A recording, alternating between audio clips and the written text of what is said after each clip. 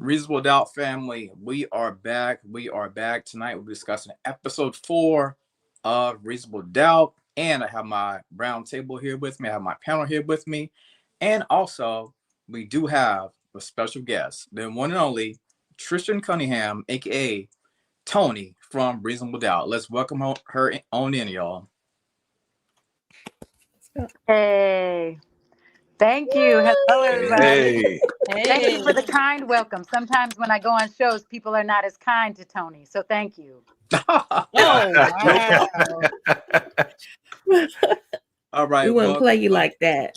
Well, thank you, sis. Yeah, we wouldn't do you like that at all. But we'll get things started. Quick question for you, Tristen. I got to know this right here. How did you get started into this acting business? And also, was it like working with Ramla Muhammad, aka the showrunner of Reasonable Doubt? Yes, I love those questions. And just so y'all know, this is my daughter, Jalina. I really was pregnant when Toni was pregnant on the show, but we'll get to that later. I got into acting. I actually had a really interesting journey into acting. I started in circus. For real. I did gymnastics when I was younger. I was pretty high level gymnast, but I hated it. I didn't like the competition. It was super expensive and just not affordable for my mother. And so there was a youth circus on the East Coast that they would pull kids early from school. You train in the summer and tour around. So I did the circus and I loved it. I loved performing. Hi. But they kind of told me, they were like, "You're an actor." So from there, I went to SUNY Purchase in their Theater Arts and Film Conservatory. Here you go, dear. And then I was acting in New York for a while, doing mainly theater. And there was a pull for film and television. So I moved first to the Bay Area, where I was doing more theater. But then I would like go to LA and audition for TV and film and be like dog tired because it's a 6-hour drive. So I was like, all right, it's time to just move to LA. And it took me a minute. For the other actors, aspiring actors out there, I didn't just book Reasonable Doubt overnight. Oh no, it took time and energy and some thick skin. But I was lucky enough to book it because of the one and only, the second half of your question, Ramla Muhammad, who is, I'm biased because I'm on this show, but I think she is one of the most incredible human beings in our business, in our line of work, for so many reasons. But I will say probably the top reasons for me is that she cares about who's on set, down to even like who's serving us food. Reasonable Doubt is a primarily Black set, which you don't see a lot, which was amazing because it's a Black show. So she's got her people around. The writer's room is 100% Black folk. But beyond that, she just is somebody who cares and is a boss, and she leads with she leads in a really equitable way instead of a sort of oppressive way, which we think we need to be as a boss. She's really equitable. She cares. She knows what she's doing. She, through my whole pregnancy and dealing with Reasonable Doubt, she made sure I was supported in every way, shape, and form. And then on top of that, she's just talented. She does all the music on the show, which is one of the dopest parts of the show, in my opinion. And so she's got grace, she's got talent, she's smart, and she cares. So that's Ramla to me in a nutshell. If you get the chance to work with her, run, my friends. Gotcha. Letitia? You on mute? Okay. So question for you. I'm Letitia with Lighten Up Letitia. Welcome again. Thank you for coming on with us. Yes, we love you, but we love to hate Toni, of course. But one thing I will ask you about your character. Mm-hmm. So what do you hope audiences will take away from your character storyline? Ooh, Letitia, that's a good question, because what I hope is sometimes different than what they take away. Simpson Street, which is Kerry Washington's production company, did a bunch of interviews before the show, and they released them. And my whole thing was like, maybe, this season you'll feel differently about Toni. And people came for me. They're like, girl, we don't feel different. Forget it. Stop crying. So, but I'm going to tell you, what I hope. I hope, I think Toni, and people often ask me like, are you like that? Would you ever do that to your friends? And there's always I hate to admit it, but there's always like an aspect of yourself that you bring to each role. Not saying that I would do that. I wouldn't. as Tristen Cunningham, but I need to understand why Toni would, right? And I think for her, you know, she's divorced. She's not Jax. You know, Jax is this lawyer and famous and tall, and you know, that's really not Toni, and that's not Tristen either. Um, so I think there's an aspect of Toni where she got divorced and she was like, you know, F it, I'm gonna do me, and I don't care who I take down with me. I'm just gonna do it. And then I think, you know, I think it's safe to say here, I think there's another layer that she really is in love with Lewis. And that circles back to Jax. She wants what Jax has. She wants it bad. And so I hope that people can, you know, I'm not saying her actions are right, but I hope they can understand that pain of really wanting to be loved, you know. And I think, you know, they don't say this on the show, but in my head, I think my relationship prior was not good. It wasn't a Lewis. It wasn't a I live to love you kind of Lewis guy. Hattie's father. So so I think, you know, hopefully people can see that side of her. And then I think we can do spoiler alerts, right? Everybody watch. Okay, good. Yeah. And if you haven't, you best catch up. Yes. Pause now and catch up. Okay, period. I think, you know, with the child, and I tried to really think about that as I was telling this story, like, yeah, how she got pregnant was not the right way to do it, but you know, she had a baby and lost it, and that's painful. There's you know, and it happens more than we think it does to a lot of women, and it's a story we don't talk about, and we assume those women can just like pack it up and keep it moving, you know, and push through their grief. And you know, because everyone's like, why are you suing Toni? Get it together. She's in pain. She's suing because she's in pain. She's angry, and the suing isn't going to help, and I think she gets there, but that's her outlet for pain. So my hope is that people can kind of, they're going to come for me after this interview, but that people can kind of see Toni's pain and some of the reason why she does what she does. I think deep down she's a good person, but she's in pain. Aren't we all a little bit, you know? Exactly. Thank you. Yeah, that's a good question. Thank you. VACAY-J. You're welcome. Yes, Tristen Cunningham, how are you? VACAY-JTV. Thank you for being here with us. We've been waiting for you. And your last name's Cunningham. We may be in relation because I have family that's last name is Cunningham too. So we really? We might be related. What's up? You know what's up, cuz? All right. So looking at your filmography, right? We love Toni. We love and hate her, right? On Reasonable Doubt. We love and hate her. We understand her though. We do understand her. Okay, thank you for that. Yes, you might be the only one, but thank you. Absolutely. And then you played Toni in another film, actually a film, a movie. So you played Toni in this, and right, and then you played a deputy, and you played all different roles. What role, besides the one that we know you for on Reasonable Doubt, what role outside of Reasonable Doubt was the funnest role, and are there any bloopers that you can tell us about on the set? Ooh, that's a good one. You did your homework. Well, thank you. I'm flattered. Thank you. Yeah, it's funny. I did that film, A Kill for a Kill. It's a Tubi film, so anybody can watch it. It's free access. So I enjoy doing Tubi films. And yeah, when I got the script, I was like, oh, Toni again, spelled exactly the same. So my friends are like, you only play Tonis.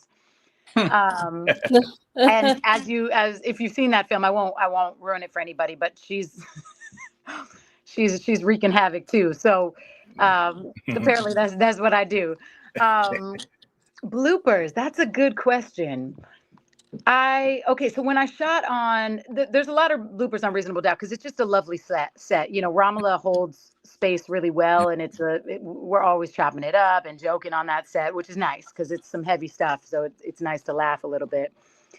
So there's like many times, you know, when Jax is like screaming at me, and then they cut, and she's like, "Girl, what's up? How you doing? What'd you do this weekend?" You know, which is always funny, because she's always, you know, clearing me every scene.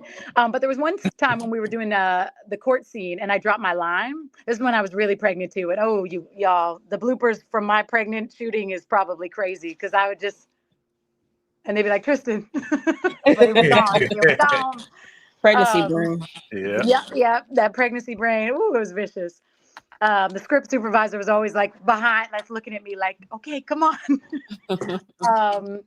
But there was one time in the court scene where there's a court scene where it's a really tough situation for Jax because she knows I slept with Lewis and she has to still interview me or cross-examine me, excuse me. So, she goes in as per usual on Toni, and I dropped my line and she was like, do you not know? And she just kept asking me the question. And then we just started going. And I was like, well, I think I can remember, but I don't know if I can. And they weren't, Anthony is the director of that one and he wasn't calling cuts. So we just kept going. And she's like, you're telling me you can't remember? I'm like, I'm telling you, I can't remember. You really can't remember. I didn't take this cut. And Jax was like, Yahtzee was like, what just happened? I was like, I couldn't remember my line. Sorry, Jax. I'm sorry. And we were joking like they were going to use that scene, but they didn't end up using it. So that was a funny one. Okay. Yeah, some other bloopers, like, I don't know. That set is just funny. Every time McKinley's a clown, he's always clowning folks. So, yeah, I think there's a lot of bloopers that I'm not even remembering right now. It's all good. All good. I appreciate it. Yeah, absolutely. Miss Kira. Hello. Hi, Hello. I'm Kira. My channel is Miss Kira Speaks. Glad to have you here with us. This is a Tristen question and not a Toni question. Oh, okay. What role would you like? What was your dream role? Is there something that you haven't played that you still would like to play? Yeah, that's a great question.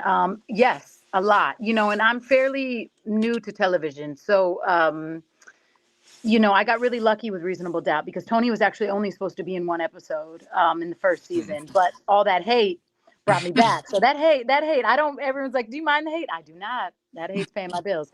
Yeah, there's a lot I want to do on television. Ramla really did me a solid with this journey of Toni, and I really got to sink my teeth in and, it demanded a lot, especially, this season, just going to that place of grief as we spoke of. But I'd love to do more of that. And one thing I love about Reasonable Doubt is she shows all the colors of Black women. I think we can get really one note in Hollywood with the way Black women are. Before this, I played a lot of nurses. I played a lot of cops. And that's sort of how I was seen. And I think just now we're opening that. We come in every shape, form, and size, and so there's a lot more, I think, myself and my sisters out there can really show on TV, and we haven't been given the opportunity. So I'd love to do another show like this with a Black Writers Room, which is Important. It's important. Yeah. And it's not like white folk, I enjoy your writing too. I'm not saying that. It's not us against them, but it's important because we haven't had a chair at the table. And now we're making our own tables, which is nice. So I love that. And I'm not often getting the chance to add in the circus with my acting. It's usually my circus side. I was like, maybe Toni juggles knives because I can juggle knives and fire. And, We've seen your IG. We've seen your IG. Yeah. Juggling knives. Yeah. Oh, that's a funny, actually going back to that. And then I'll go back. That's a funny blooper. I did a show with, Ashoka. What is my poor brain? See, from my child, I'm still the actress Rosario Dawson. My God, I did a series with Rosario Dawson, and every time she really wanted to learn how to juggle. So every time we cut, we'd pull out my juggling equipment and be juggling, and then we go back in to the scene. So that was kind of not a blooper, but that goes back to yours of like what happens behind the set. And Rosario, I will say, I'm going to brag about you, honey.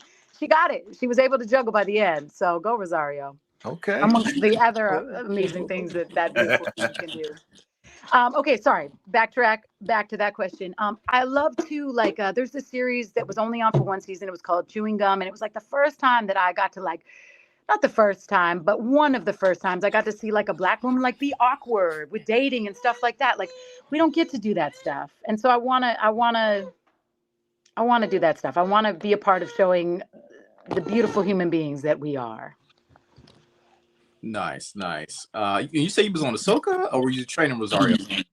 No, it was a different series. It's called Normal Ain't Normal, and they did a little series during the pandemic. But I was saying Ashoka because I was like, you all will remember her name if I say that.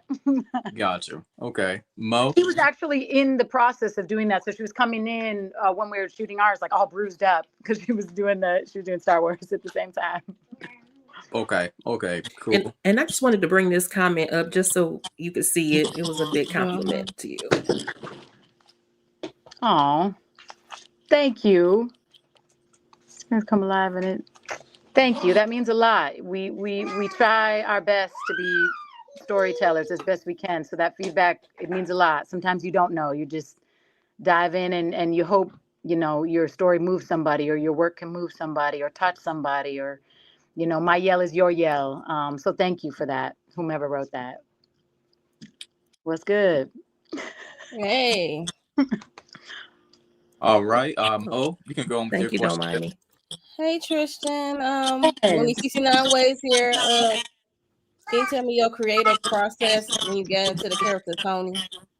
Like, what do you have to do to get into that character if she's not a likable character for the most part, because he's kind of like a home wrecker at best. Yeah, for sure.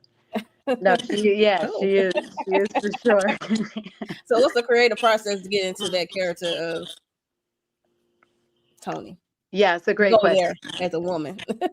Yeah. And it's funny because even, it's a funny set. We're always chopping it up, like I said. But the first day before I really knew everybody, I was in the makeup chair and Emma Yahtzee came in. She is the nicest number one in the world. This is not representative of who she is, but she's like, "Oh, Toni, I'm not sitting there." And she went, she was just joking, but I was like, "Uh-oh, is it going to be like this?" Because some actors need to hold the space outside of the space. She's not like that. She focuses, but she can chop it up and then like I said, really chew me out. But I was nervous on day one. I was like, uh-oh, this is gonna be bad. She hates me already. Team Toni. Thank you, DeMarcus. I need that. I got about 10 people on my team. I think it's important with Toni from jump. I realized, even with the sides, and they gave a fair amount of sides for the audition. Like I think it was 4 or 5, and they each were about 7 pages long because I think they really wanted to see, in the audition, can you do the layers of this character? I had to let go of being liked, and that's hard. It's hard in general. It's hard for a lot of actors. Like, even reading the sides, I was like, oh, people aren't gonna like me. Okay. And they give you very little information, but I could tell from jump. I was like, I'm not gonna be liked in this series, and I got to be okay with that, because that's what serves the story. And I think that's hard, and I haven't been good at it in the past. I've had to play, villains in the past or people that, slept with other people's boyfriends. And I would argue with the director. I was like, well, would she, but she would, because that's the story, right? Like, that's what serves the story. So number one, I had to sort of let go of that. And then I think, like I said, with Toni is doing her. So before, I would always say to myself in the scenes, because you can get in your head and try to justify your actions, and that can be problematic as an actor, because sometimes we're not justified. Sometimes we're just doing stuff. So I would always say, Toni's doing her, and I would say, I'm doing me, and then sort of start the scenes, because sometimes it'd be like, oh, did you want to say hi? You want them to know you're here? They see you, baby. Sometimes I'd be like, oh, Toni, really? Really? But I had to let that go and just say, I'm doing me. Toni is doing her. And I think you have to go in full. Even when you're playing somebody that has hurt other people or even murdered somebody. Like, obviously you're not going to murder anybody. I'm not saying that. But you have to feel as that character justified in your murder.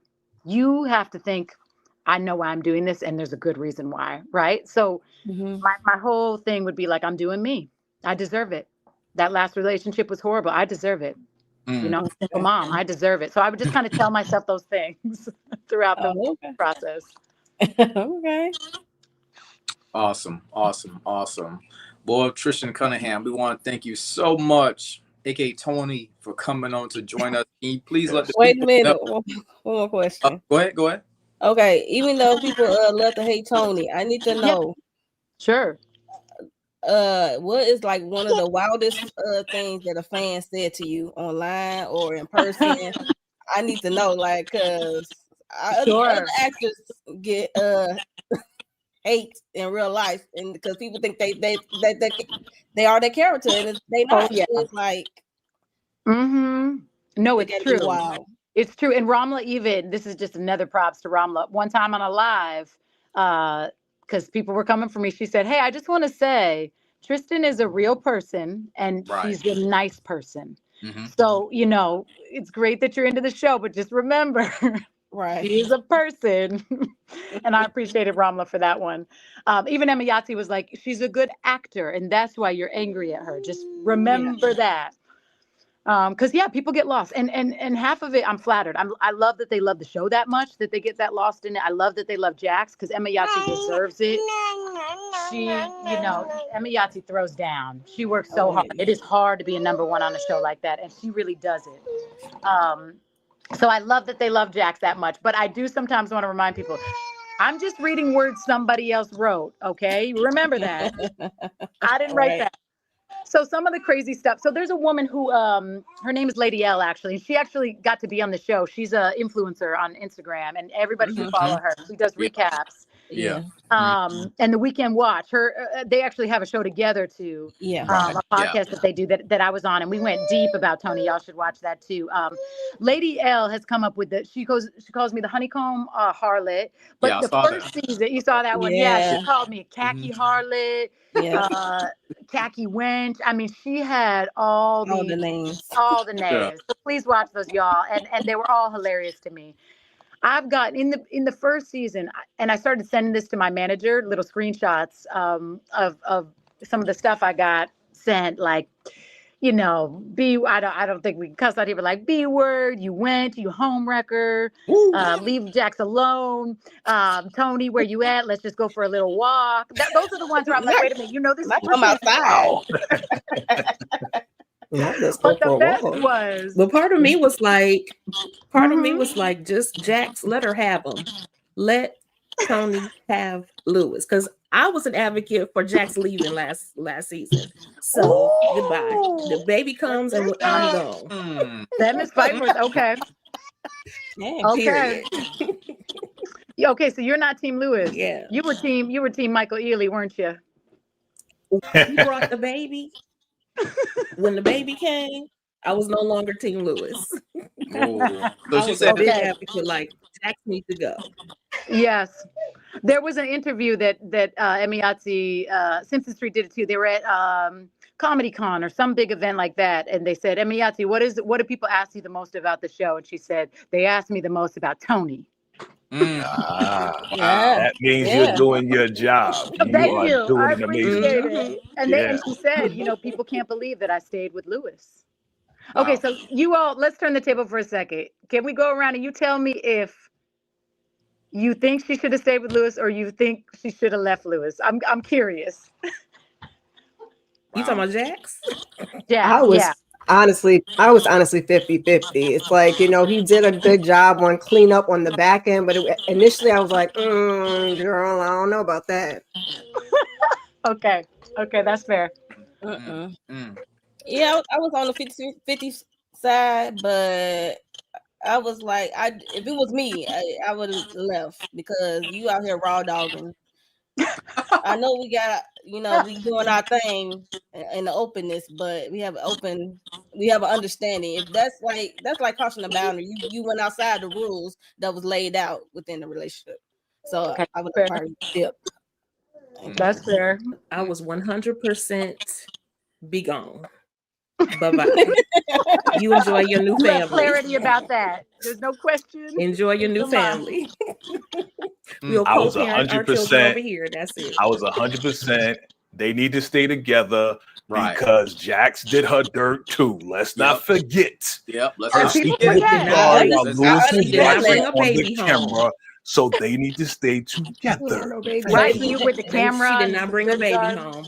Exactly. But if the roles were reversed and Jax got pregnant, I would still feel the same way. Lewis, you got to go. The situation, look, it doesn't matter. Relationships have challenges. Marriages have challenges. That's a major challenge. Working it out. major or minor, they're working it out.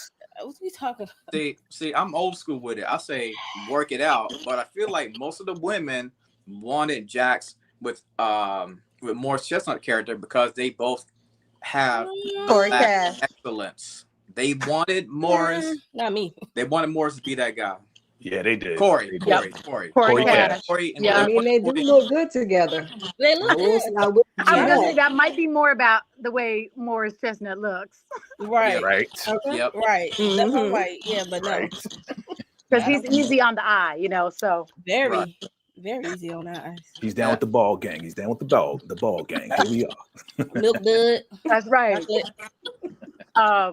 But okay, thank you for that. I had to just ask. So circling back to your question, I think the funniest one I had with Jax was one time I was pumping my gas and this woman was like, "I feel like I know you," and I knew, I knew it, and I was like, "Oh, I don't know," you know. Yeah. I was pumping the gas like go go go, and then she went to the gas station. And she kept looking back like, I feel like and I was like, "Oh, I don't know. All right, have a good day." And then she busted open the doors of the gas station. She was like, "Toni, you leave Jax alone." Okay, have a good day. I'll see you later. Got my Did you car. run? Did you run? Right. I hope you ran because she sounded like she was crazy. Hilarious. I was a lightweight nervous. I was lightweight nervous because she mentioned you leave Jax alone. You leave her. Listen, just break out the fire on her. Just break out the fire and just juggle around her. She'll run away. Right. I need to have my equipment in the car. Yeah. Ooh, I got right in that car. I said, "Okay, thank you. Have a good day." That's fine. So that would be the topper, I think. Almost getting chased down at a gas station. That's wild. Very. It's never that serious, you guys. I mean, she did a good job for her character. She sold Toni being this home wrecker, but yeah, she sold it. But but it's pretend. And I'm glad they kept you on too. I'm glad they kept you on. Yeah. Because Jax needed that opposite and that friction needed to continue on. So I'm glad they kept you on. I'm glad now we're in. Definitely need to be tested. Yeah. Right. Yeah. Will we see you again though? Because I haven't seen you In the since that very emotional and intense moment that you had, the couple of moments that you had with Lewis, you know, from the imagination of you know, thank you for that scene, by the way. I think I gave you a round of applause. It was very good. Thank you. The scene where you did wonderful. Great scene. Thank you. Chef's kiss. Pete Chapman, who was the director, I really got to give props to him. He's incredible at what he does and really guided me through that because it was, thank you. That means a lot. And Toni will be, I'm going to say this because on my NDA, Toni will be popping up. She's around. She's around. She's never gone. Okay, that baby slammed that door about that jersey. So she got to come back. Yeah, exactly. Right. And also, just with Lewis. Sorry, go ahead. No, go ahead. Oh, we're just saying Lewis not telling his daughter the truth. I was like, Lewis. Okay, go ahead. Right. See, and that's what I was gonna say was that don't think that we only gave it to Toni. Because I was highly disappointed in Lewis. Like this is his fault. Okay, this is his fault. Well, and so he did not go without punishment because I am so disappointed in him. Okay, well, thank you. McKinley's always saying, "Oh, I'm the most hated character on this show." I said, "I'm not so sure, McKinley. Exactly. I'm not so sure. I think I might have you beat, but." He does catch it too. He does, and he always brought up the point that somebody said here. I can't remember who. That people come for him, but they're not as mad at Jax. But she was doing things too. Thank you. I said that. I brought it up. Yeah. It was me. Jax did her dirt too. Nobody's keeping her accountable. I thought they had an agreement. They did. That's what I'm saying. Like if you go outside the rules, then hey. It's time for Battle of the Sexes. Let's get into it, y'all. I didn't mean we got to bring you back, Tristen. We got to bring you back. We got to bring you back for that one. I had a flashback. You got the good question. You got us. You got us. Get McKinley next time too. Yeah. We definitely need McKinley on here so he can spill his piece as far as the men. We definitely need McKinley on here.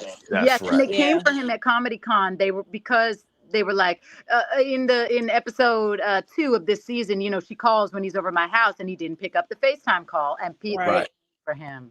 They came for him. Why didn't you pick it up? And he was like, well, I was trying to deal with this situation, you know, so that I could be a better husband. They're like, yeah, but why didn't you pick up the FaceTime call? It's just a FaceTime. So you gotta ask McKinley about that. Yeah, more. I saw there was that Culture Con, and Morris Chestnut CultureCon, asked him that's that it. question. What am I saying? It's all good. Yeah, Morris Chestnut Yeah, asked I him know that what you question, meant. and he McKinley couldn't really navigate it the way he really wanted. That pressure. They'll get you. He tried to put it on Morris. He tried to put it on Corey Cash. He was like, well, where were you? And Morris was like, answer the question. Why didn't you pick up the FaceTime? Well, that is a question. Why did Corey Cash stay over? He could have went to a hotel. We talked about that too. Trust me.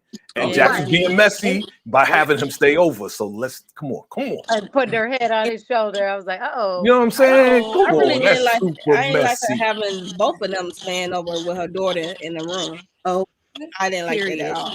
Right. Yeah. But also, I was on McKinley. I was on Lewis's side about not answering the phone because this was my issue with Jax. By taking him back, you have to deal with this stuff. That does not make sense for him to have to check in every hour. That's stupid. If you're going to trust him to go over there, then you just need to sit back and relax yourself. You know. So I felt like she was wrong in that one. Didn't I say she was treating him like he was her son? Call me every hour. Exactly. Call me on I'm a not minute. relaxing You on know, no night Right. visit. I'm sorry. I'm not Man, relaxing Lewis on was no a night visit. pushover. I'm not spend the night. I'm not Lewis a relaxing. pushover. He a pushover. Yeah. Well, if the trust is really there, then First. you shouldn't have to call. So I see what you're saying, Yeah. right? Yeah. And they Yeah. did go through that, you know, that Jackson bring a baby home. Always running with that. They did go through that therapy scene, and I thought those therapy scenes were amazing. The guy, who played the Yeah. therapist, I wish I knew Yeah. his name as an actor because I bring him up all the time. I should look it up. We never shot on the same days, but Yeah, Okay. those scenes were amazing. Yeah, I love the Ooh, therapy session. Definitely. definitely Snowfall spinoff. I'm there. Let them know. Word. That would be dope. That'd be different. Right. All right. Any more questions for Tristen? Anybody? Any last questions? I see y'all smiling. I see y'all brains moving. Any more questions? Mo got something. I can't tell though. She's doing a lot of giggling. No, No? I just had to get messy for a little bit with the fans and Yeah. stuff. Oh, I'm glad you did. I'm glad you did. I'm That's down a for real all of thing it. because I'll be thinking about Low Down 30 Shane with Peaches approached the soap opera guy, Jada Pinkett Smith character, and she decked him because she thought he's the real, like his character. So that's what I was Yep. thinking. Yep. I had that with The Color Purple with what's his name? Danny Glover. I was angry with him. Like I couldn't, and even the actor, like Yeah. I knew, but I would see him and be like, oh, you did that to Celie. Like I couldn't let it go. It's hard. Dang. And Celie's like this at you. You know what I mean? I couldn't let it go. Right. Yeah, This is why I appreciate you and anybody else who will come on here and do interviews with us as well, because I actually feel that way about Kiki Haynes. Like I can't get past Keisha. Keisha is just, she grinds my gears. But when I see Kiki in an interview, it's like, okay, let me humanize her again. Let me put her back in that she's not Keisha. Right. She's not That's Keisha. not her. But that's how, you know, we're into it, how much we're into it, how well y'all are doing. You know, so we appreciate it. Thank yeah, you. appreciate it. Do y'all have that with Joseph? Like seeing him? I don't know if you watch Power, but seeing Oh Tommy. yeah. Oh yeah. We still Yes. Yeah, we all the mentioned Yeah, we it. talk We about mentioned him it all one the time. time. We call Okay. him- Is it hard to watch him on Reasonable Doubt because it's so different? It's different. He's speaking differently. You know, it's not Tommy, so it's a kind of a hard Except for when transition, he in but the not car really. He's doing stalking his pretty. wife. He's doing Except pretty for- well. He's doing pretty well in my eyes. You know, he's an actor, so he's playing Right. a totally different guy. So Yeah. to play this, you know, lawyer guy that's really kind of stiff. That's Yeah, that's different. new. Yeah, it's different. I think it's so but incredible about to his watch career. his versatility. he's a good actor. Yeah. Yeah. And he's a really amazing person too, just like super kind. So that's always nice, you know, when someone's talented and kind. You're like, thank you. Yeah. And you are too. Yeah. You are too. Oh, thank you. Absolutely. Like you're a real person. I like actors who are just real people, like they're not putting on airs, like Mhm. just super official and authentic. That's what I like. And plus, you know, you my cousin, so you got to be We're real. family, so You know, that's how it goes. it's official. Well, thank you. It's nice to be on here. You all are really, you ask good questions and you did your homework and you are praising me. So it was really nice to be here. So thank you. No, thank you. Thank you for coming through. Yeah, Yes. absolutely. Now, Tristen, can you tell the people where they thank can you. find you at as far as your social media handles, and what is your next project that you have down the pipeline? Yeah. So I'm on Instagram. That's about it. Okay. And it's the whole government. It's Tristen Avelina Cunningham, and I'm pretty much on there. I try to, anybody that writes about the show, I try to respond. Sometimes it gets a little bit too much, but I try to be a person that's like, thank you for watching. Our show really, our social media on Reasonable Doubt is amazing, and it's really interactive. And so just, y'all know, like your comments, they repost them, they listen to it. It's a show for you and about you, and they really take that in.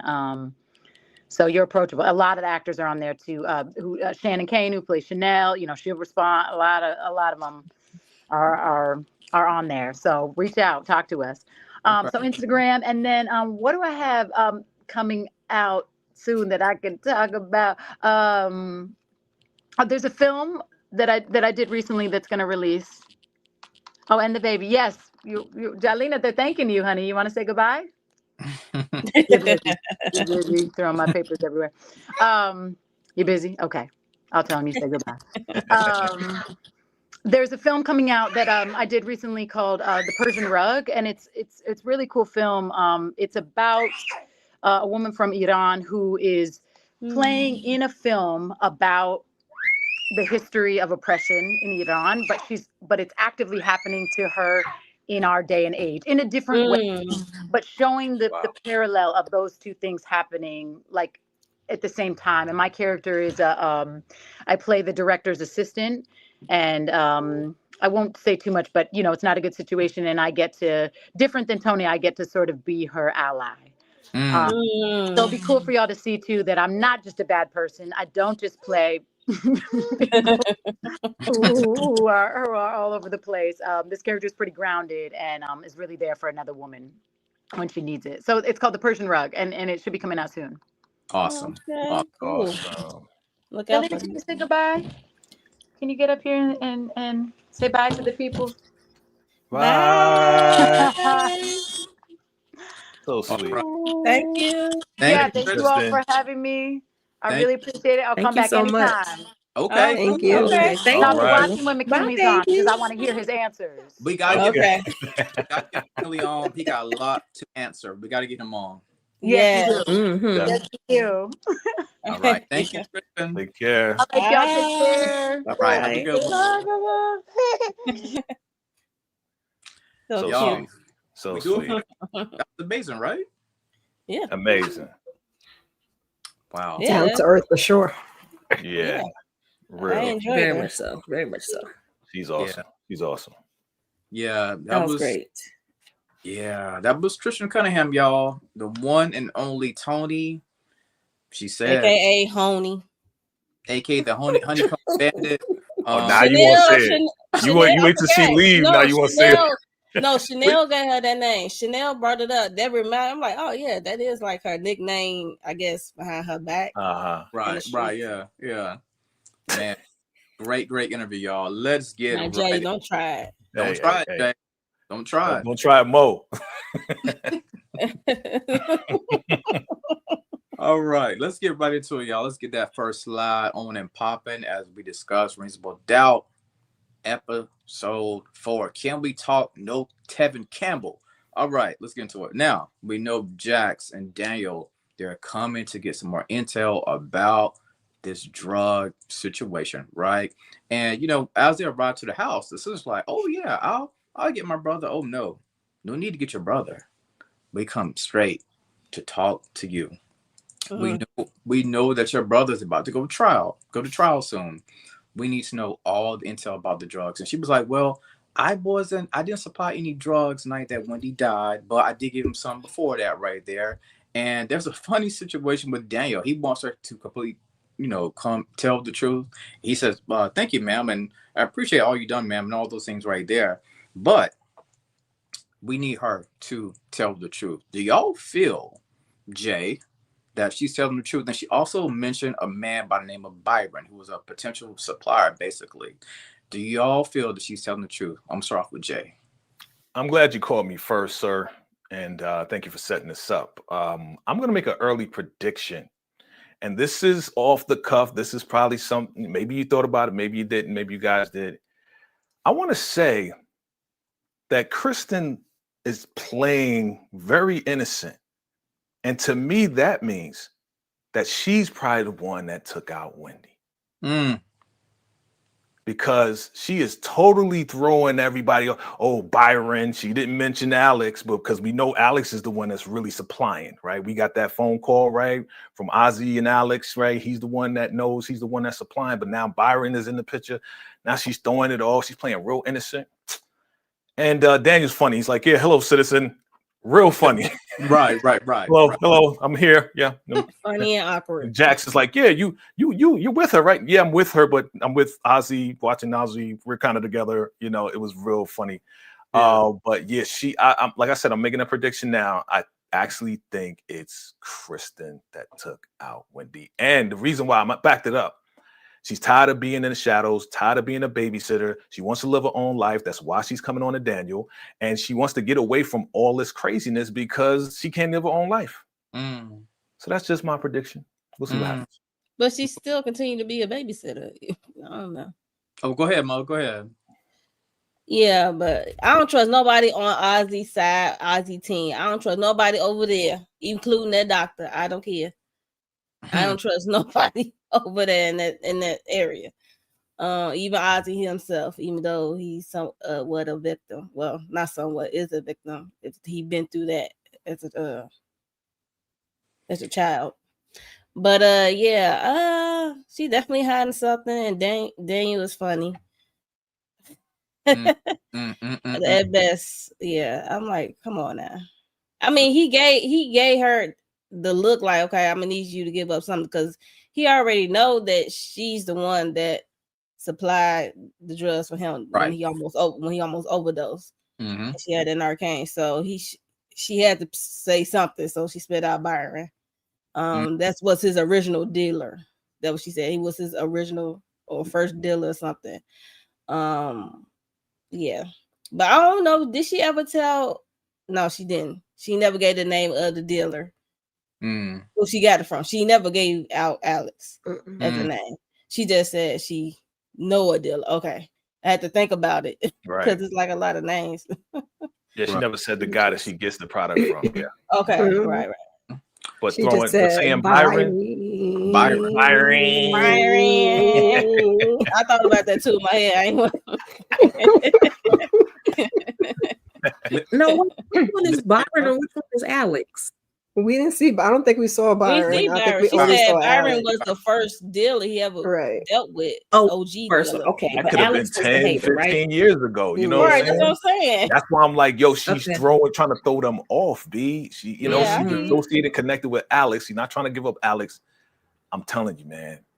I don't know if she did it, but she definitely hiding something. I'm trying to figure out what it is, but something going on. Right. Yep, I feel the same way. She hiding something. Oh yeah, for sure. Okay. All right, so we all can agree that she cannot be trusted. Moving right along. All right, now let's see how we can humanize Ozzy. Now I forgot this older woman name. I can't think of her name, but Jax and the team, they're coming together. They're trying to plan a strategy for Ozzy, right? Because right now the public already has their opinion of Ozzy, that he's a monster, right? But if we could just bring it down a little bit and just open it up, let's see if we can change the public's opinion, right? So she asked one of her, I think this was a fellow coworker, I believe. She's like, yeah, I know about Okay, gotcha. She's like, yeah, I know about Ozzy Edwards, and I didn't think he was a good guy. Then she was like, well, what about if you found out that he was abused, would that change anything? She was like, well, I would pray for him. Letitia, with them trying to humanize Ozzy, do you think it's going to work? Yes. This is exactly why they chose her, to see how she would react. They had already tried it on a couple of other people in the office, but they tried it on someone that does not look like Ozzy, that might otherwise be against Ozzy, because initially she was a little harsh. Not harsh, but she was a little bit like, Right. you know, like she wasn't about to be on his side. But when she heard more, they were playing to that sympathy card. And so, yeah, and that's what they do on jury. So, I mean, they try to get the ones that will sympathize with your case so that they can get the best outcome. And I think it probably will work. Miss Kira? I'm all for them humanizing him. I just don't want them to turn around and do the same thing they did that last season where he ends up being the one that did it. But why are we not checking his phone? Like, if he was at home, wouldn't the phone just be at home the whole time? That just seems like the easiest thing. But, you know, go on and humanize him, I guess. Mo, talk to me. Yeah, I like how she tests out this theory, or test it out, period. And because, like Letitia said, the lady came in on some different type of energy when she brought up Ozzy Edwards' name. She was like, "Yeah, I liked him when he was a child on that kids show, Bang Bang Pow Pow Boom, we got you, whatever that thing called." And but she said until that video surfaced, him screaming at that white lady, it was like no. She like, no, I was afraid, I was terrified. Then she brought up the drugs and the abuse, and then it just changed her, like, made her develop empathy for the young man, because the abuse led him to drugs, and which led him to become who he is, I guess. But I mean, it could work if everybody, as long as there is no other secret. But it is. It's always like that secret that's hanging, or that last skeleton bone that's coming out the closet will throw a monkey wrench in the whole plan. Okay. And you know Jax will hate that. Absolutely. Absolutely. Jay? And hold on real quick. DeMarcus stay calling Jax a hypocrite. Oh, Lord. Yes. You know what DeMarcus, like DeMarcus. Who said because she is. So a lot of people, everybody's a hypocrite in the show. Everybody's a hypocrite. This was very clever with what Jax did. You know, like she is really good. Like, seriously, like she is a really, really great attorney. And to have this lady and she mentally set this lady up, be like, yeah, well, what if we found out he was abused and he was, you know, this is what led him to this, and it was like so cleverly crafted. Yes. And Bill immediately got it. Like, okay, this is awesome. This, we can use this. We can run with this. Will the jury buy it? That's the question. You know, will the when we get to, you know, picking out the jury and stuff like that, will these women who will have compassion for Ozzy, will that work? That remains to be seen. But I thought this was great. Yeah. I thought it was great too, but you know, only time will tell. Because, you know, like I said earlier, I just feel like a lot of times when you're in these situations right here, the public already has a perception of who you are. But sometimes when you bring back a background story, things can change. Transitioning on here. Speaking of the one and only Bill, let's talk about Bill. I'm going to wrap Bill up all together. Now, Bill is trying to get his lady back. The lady is very curvy, very good looking woman. You know what I'm saying? But she feels that Bill may have chose his career over her. On top of that, Bill forgot the wedding anniversary. Bill didn't get the right flowers. So now Bill's like, what can I do? How can I tear these balls down? Right? Like, why do you still have all this protection against me? I just want to see my children at the end of the day. Eventually, she does let those walls come down. And at the same time, she does, like I said, she does go off against Bill, saying that basically you chose a career over me. I still have to get these, I think, 3 kids together by myself at the end of the night. You know, Bill does get the kids. The kids come back to the house, right? And that's when Bill pulls out these oxtails, right? And that that lady, she loved them oxtails. Them oxtails are pretty pricey. Anybody who eat oxtails, you know that's a very expensive meat. That Yes, ain't sir. that ain't a cheap meal, right? So thoughts, Miss Kira, about Bill trying to get that old thing back. All right, so I was wrong. He is completely just him and Jax are just parallel in their careers first. Womp, womp, womp. But he got 0 for 2. Petunias, peonies, something Yeah. with a Yeah. P. Please, 0 for 2. But the oxtails was, I was right there with the oxtails. It was right there with the oxtails. So, I hope they can work it out, but not if they got to go through all the crap that Lewis and Jax just went through to get to where they got to get to. Because this lady is also a lawyer, so what are they doing that's so different? Well, I guess because he wants to be, big time show lawyer and all of that stuff. But I mean, because she could have work at a smaller firm. Sometimes it's not as taxing. I don't know. I guess. Go ahead, Mo. What were you saying though? You said smaller firm. Mm-hmm. Yeah, she could be. You have the small and the big. The bigger is like a lot of stuff going on. Small is not as taxing on you as an attorney. But when he brought the flowers, he said happy anniversary. I was like, dude, if she said that was yesterday, I said good night. Like, what are we doing? Like, get him out of here. Like, what are we doing? Like, dude. And then he trying to butter her up because he wanted to bring the kids home early because Monday was the jury selection. I was like, well, you have to figure it out, buddy. I was with her. I'm like, because she do it every day, B. Every day. She said getting all 3 of them dressed every day. And that's the problem. You putting your career first before your family. That's why you out in the doghouse, okay? Prior to getting them billable hours in. So focus on the billable hours. You need to focus on the household. But when he brought them ourselves at the end, I could appreciate it. And it made her put a smile on her face and also make her evening easier. Because, once the kids come home, you got to unwind them and then you got to cook. So that's like a thing off her list. She don't have to cook dinner. So I can appreciate the oxtail. So right.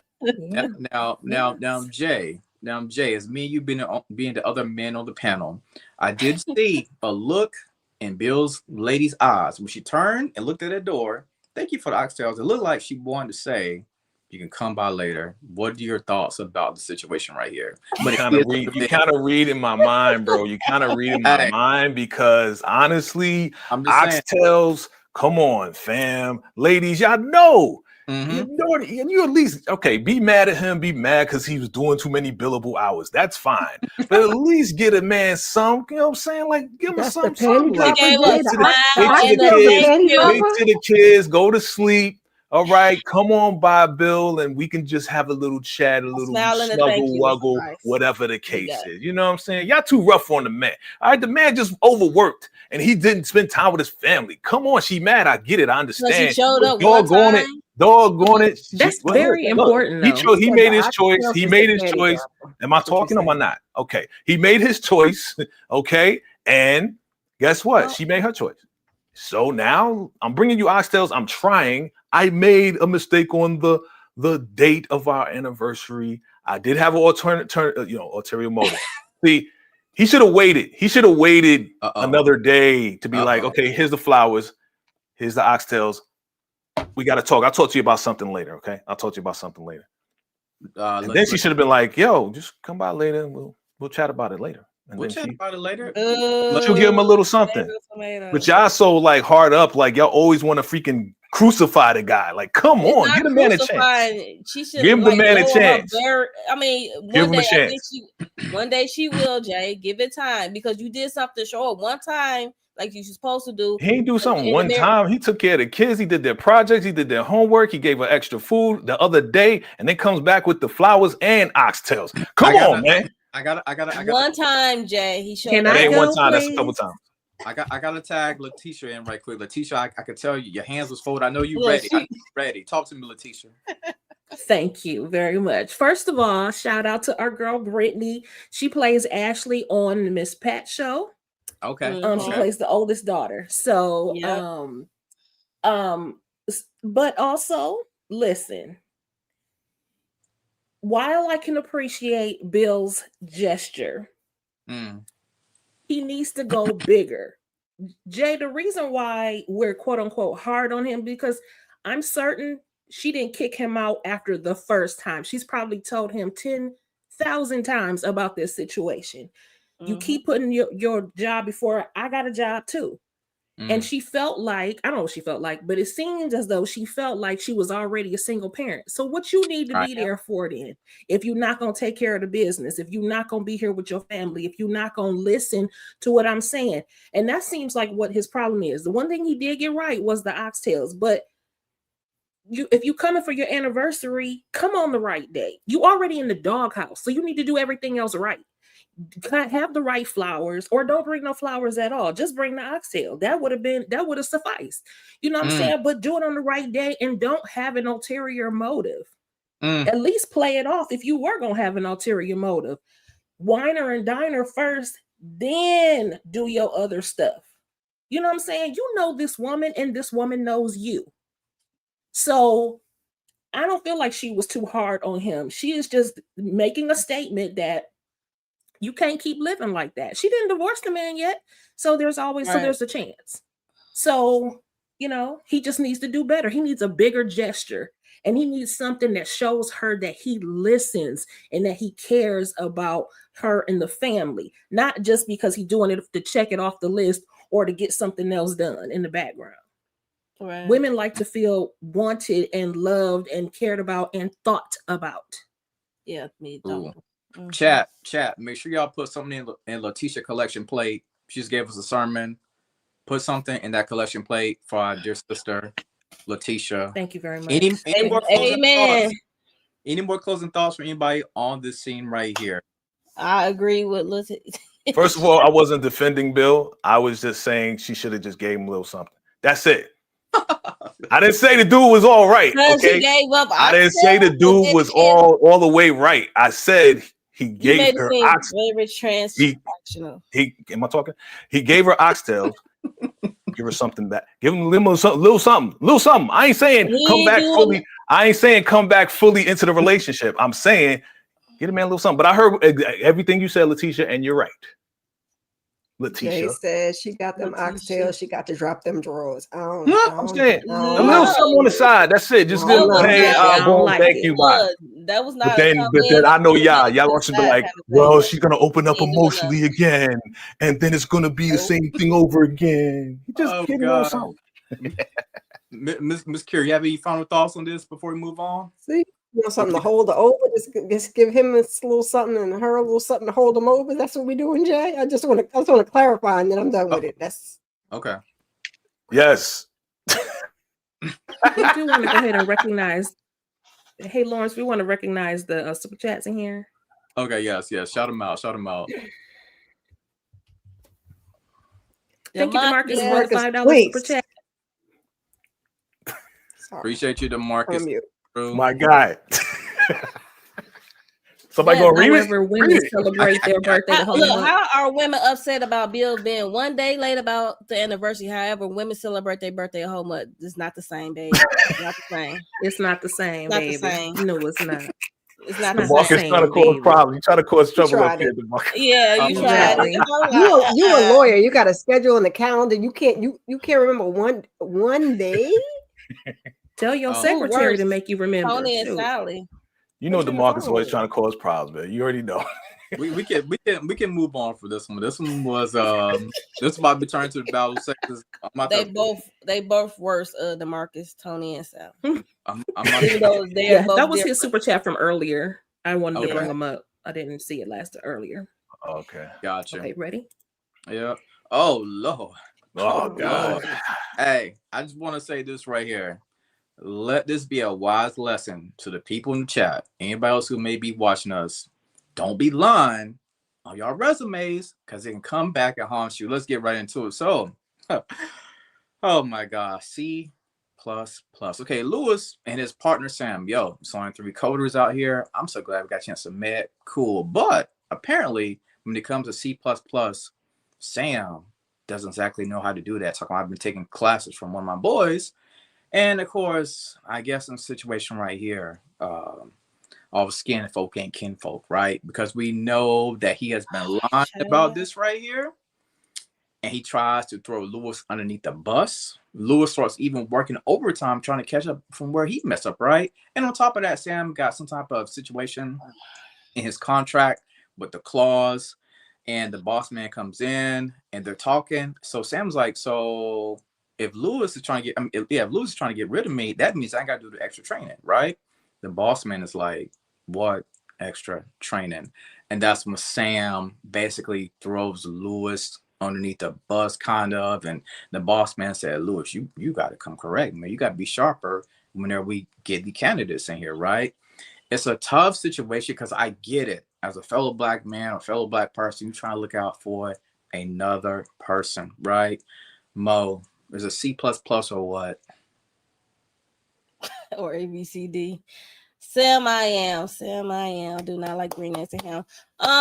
But he pissed me off. I think in my review I kind of cussed because I'm like, you always want to like help you want to help your people, but he seemed like he was good in the interview, but he did good enough just to get in, and he know already he came in wrong. It's one thing to come in wrong, and I'm trying to look out for you, especially when you tell me the truth that you don't know how to do C+ coding, right? And I'm trying to give you a leeway, and then when my boss come in, you want to throw me under the bus and do a reverse and run over me again. It's like, yo, I could have put my hands around his neck.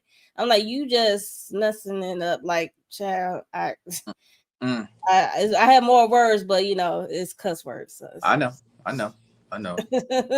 Miss Kira, thoughts on Mr. C++? Muted. You good? You good? I'm gonna cuss him out, and then I'm gonna be a little bit of a devil's advocate, because how I'm trying to help you would be your own people. How I'm trying to help you, and then you throw me under the bus. You lied to get the job, and then you try, and I'm doing your work. Oh, that part. But sir said I'm not about to get fired, so Lewis. So I don't got to do that extra free training and work you said to do off the clock. I said, it ain't right, but I don't know. If it comes down to getting fired, I might have. He just messing up his reputation for future endeavors, like future things. It's like, I'm not gonna give you no recommendation if you decide to leave. Like, are you crazy? Like, no. Like, you already messed it up with a non-compete clause, so who knows where you're going next anyway. That's putting a stain on your professional. All right, Letitia, you know how I be out here in this workforce. Talk to me. Scheming Sam the ripoff, man. I just cannot with him. First of all, okay, this is really Lewis's fault. He doesn't have his boss was right. He doesn't have the leadership skills for this job, period. You need to take some training to learn how to manage people, because even in you try to be you trying to help a brother out and you about to lose your job, you sound and look stupid. One, I wish I would be doing somebody else's work. Nah, Nick, you about to come in here and do the work. Now you can do it on the clock. I don't understand why he was telling him to do it off the clock, because to me that makes Lewis seem like he's being shady. No, you can do it on the clock, but I'm about to note this. Maybe it may not be in your file, but let me just tell you something. It's going to be documented. You would never catch me slipping, because we're going to have a full out conversation about this situation. Okay, you lied. Okay, I'm going to try to help you out. I'm going to give you until such and such time to get this together, because I wish I would be doing your job. I'm not going to do your job for you, and I'm not going to lose my job because of you either. So get this done. You know, I'm going to give you another chance. I'm going to give you a little training session, all that sort of thing, whatever. And if you can't cut it by now, we're going to have to let you go. But to be honest with you, they probably should still let him go, because that non-compete clause he's straight up lying about. Right. You cannot trust him. You cannot trust. Yeah, that's what I'm saying. Once he said he can't do the C+, he don't know how to do the C+ coding.